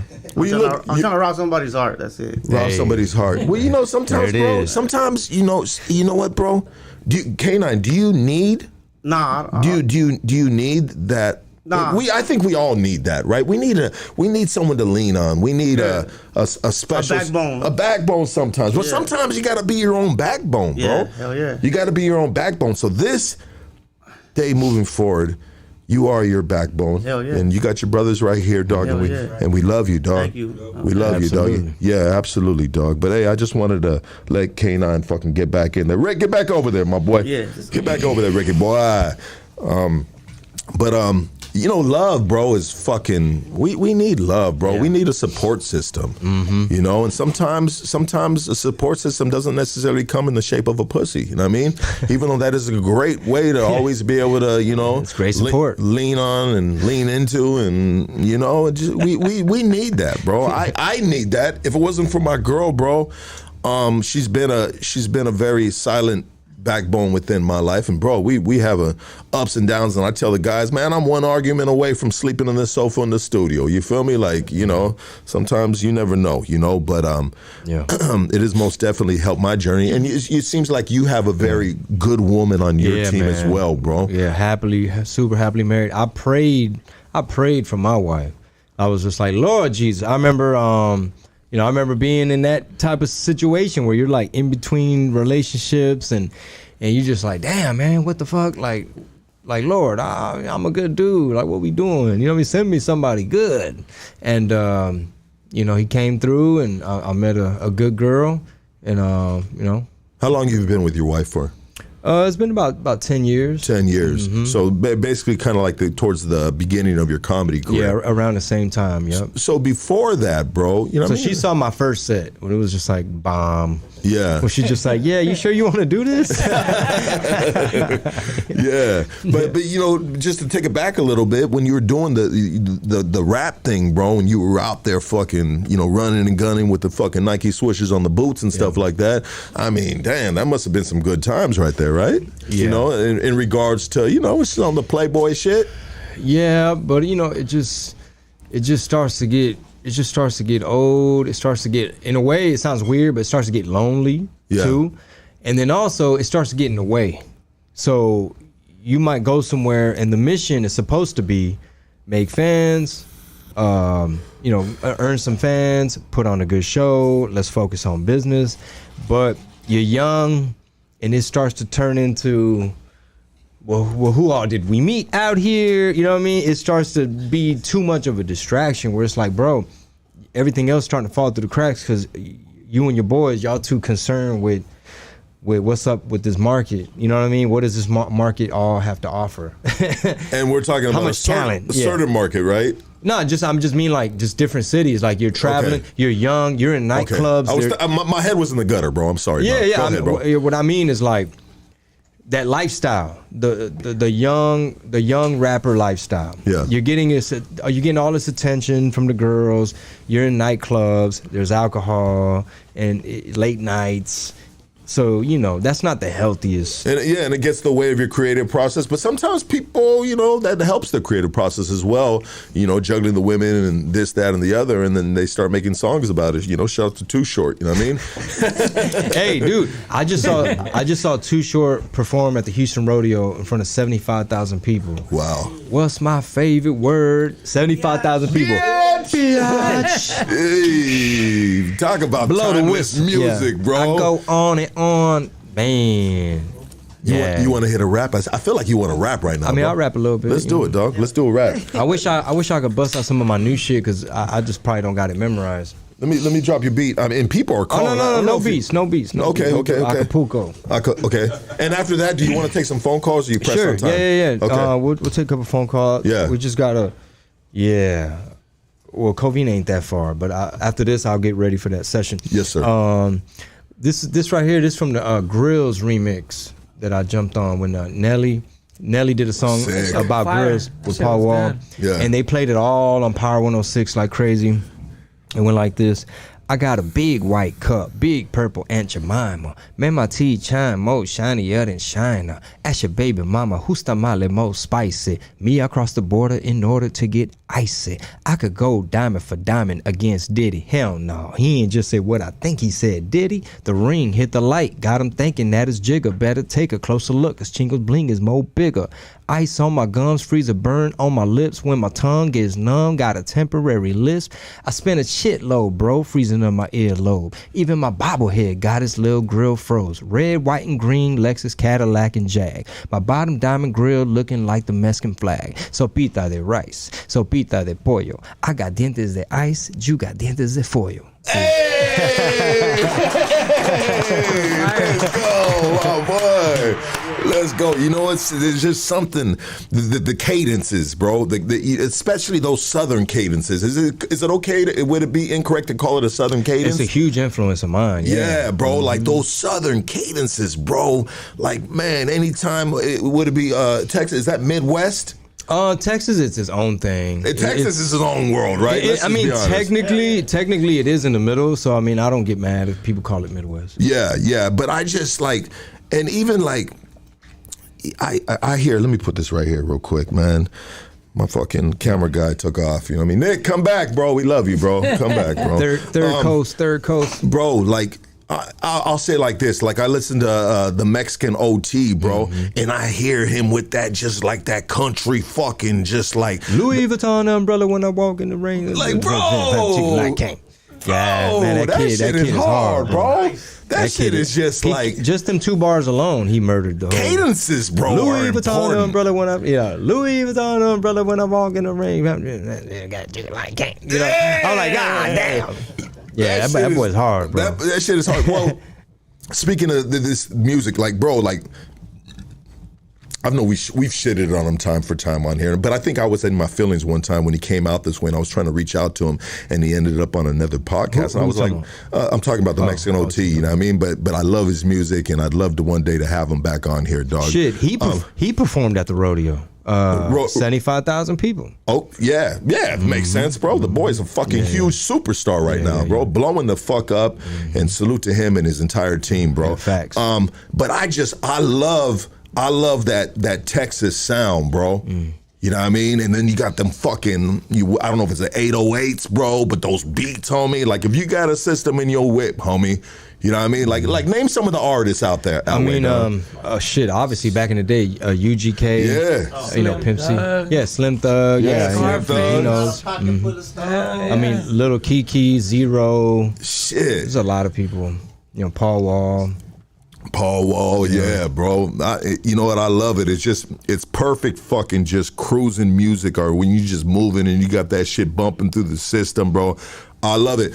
But when you write a song though, like that right there, obviously that comes natural, bro, to you in regards to just like the way you spit that, bro. But when I hear it, it's an amazing cadence, bro. Sometimes it seems like people don't rap with cadences. You know, how important is it to, like, sometimes people will hear a beat and they'll hum out the cadence, and then they'll put the words to it. Yeah, like mumble it first. Yeah. I mean, what has been your process with it?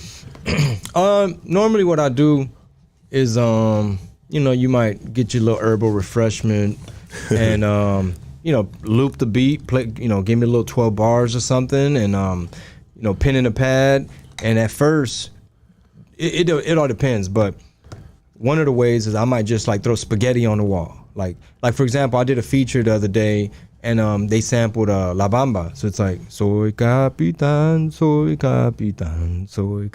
and it's got like a hard beat. So I'm like, all right, everything that comes to mind. So I'm like, captain of waves, motion, ocean. I'm just writing like just whatever. Some of this shit's not gonna make the cut, and it's chicken scratch, and it's all over the page. And then you slowly start to cut, edit, rearrange, and then it's like, okay, here go 2 bars, here go 4, and boom, I got 6. Switch the cadence, you got another 4. That sounds like a chant. That's like a hook and or whatever. Yeah. And then just piece it together, really. Absolutely, dog. Yeah. So you got obviously you're still dibbling and dabbling with the music. Yeah, I still, and you know what? You gonna put out a new album or what? Well, right now I'm just dropping singles. Singles. Yeah, I'm not. I mean, it's kind of a single game, right? Especially for me, you know, I'm not gonna.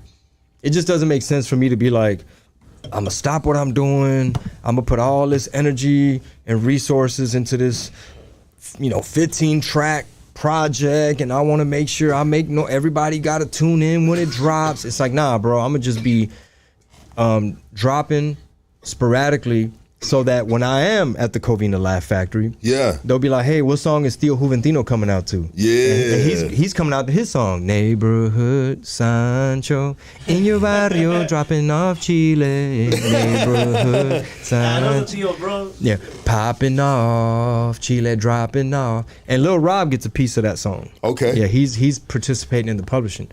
And so I like, coming to a city, being at the comedy club, and they asked me what song I want to come out to for my intro, and I might come out to one of my new songs, or maybe something old, Puro Party or something. Yeah. But yeah, like I said, man, I just I do it for fun. Yeah. Obviously it still pays, but like it's such a good place artistically to go back to that mindset of the beginning. Yes. Where it's like, bro, I just want to have fun with it. And it's not all this pressure about like, yo, this gotta work, this gotta go, this gotta be a hit, I huevo. And it's like, nah, Yeah, you do whoever that likes shit. it gonna like it. Exactly. Hey, you're on Hoodstocks. Talk to us. Hey, look, it's your turn to rap, fool. Hey, baby. No, dog. What's happening, homie? What's cracking, doggy? You got the homie Chingo Bling right here. Oh, yeah, legend right there. Thank you, bro. Watching, just tuning in. You guys have a good day. All right, you too, brother. Thank you, boss. Hey, you're on Hoodstocks. Talk to us. Ooh. Fucking mic. I gotta fix this mic. Let's see. Hold on 1 second. You're on Hoodstocks. Go ahead. Wait, hold up. You're on Hoodstocks. Go ahead. Hello? Hello. Yo, what up? Yes, sir. Bueno. Next call. Ooh, sorry about that, guys. We will get this somewhat right one day. Hey, you're on Hoodstocks. Talk to us.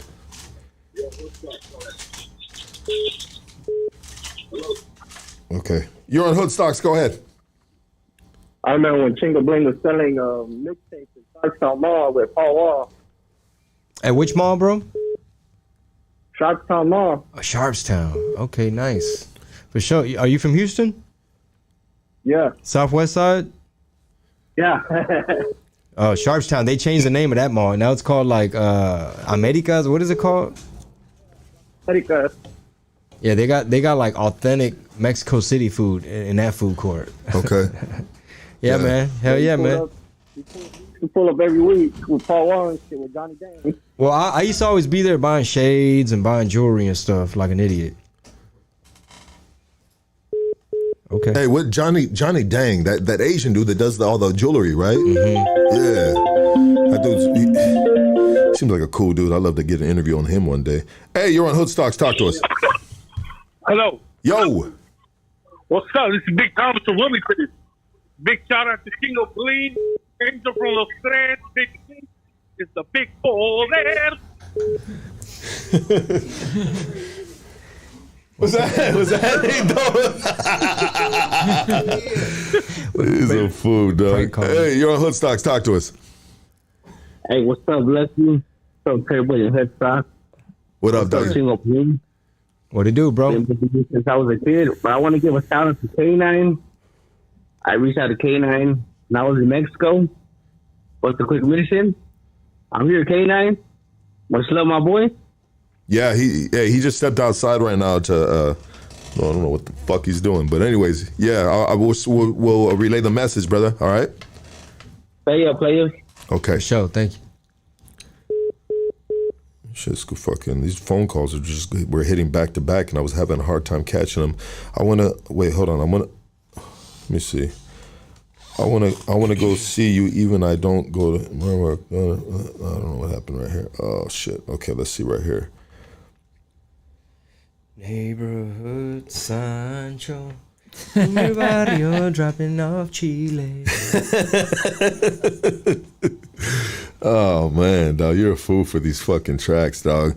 The music you put out, dog. Yeah, dog. Absolutely. But you know, brother, I know you got a busy day today, dog, and I appreciate you tapping back in with it right here at Hoodstocks, dog. Sure. Thanks for having me again, bro. I think we did it right this time. Nah, I had fun both times, man. Yeah, and there's, sure. you know, there's. I appreciate the hospitality for sure. Absolutely, brother. I want everybody to give it up for the fucking legend, Mr. Chingo Bling, dog. Yeah, let's go, dog. Thank you. Yeah, let them know where you're gonna be at again. Covina Laugh Factory, 2 shows tonight, 1 tomorrow. After that, Bakersfield on the 12th is sold out. They added a show, and then San Jose, April 14th. Show. Say less. There it is, right there, everybody. Chingo Bling, baby. Thank We're you. out. We'll see you tomorrow.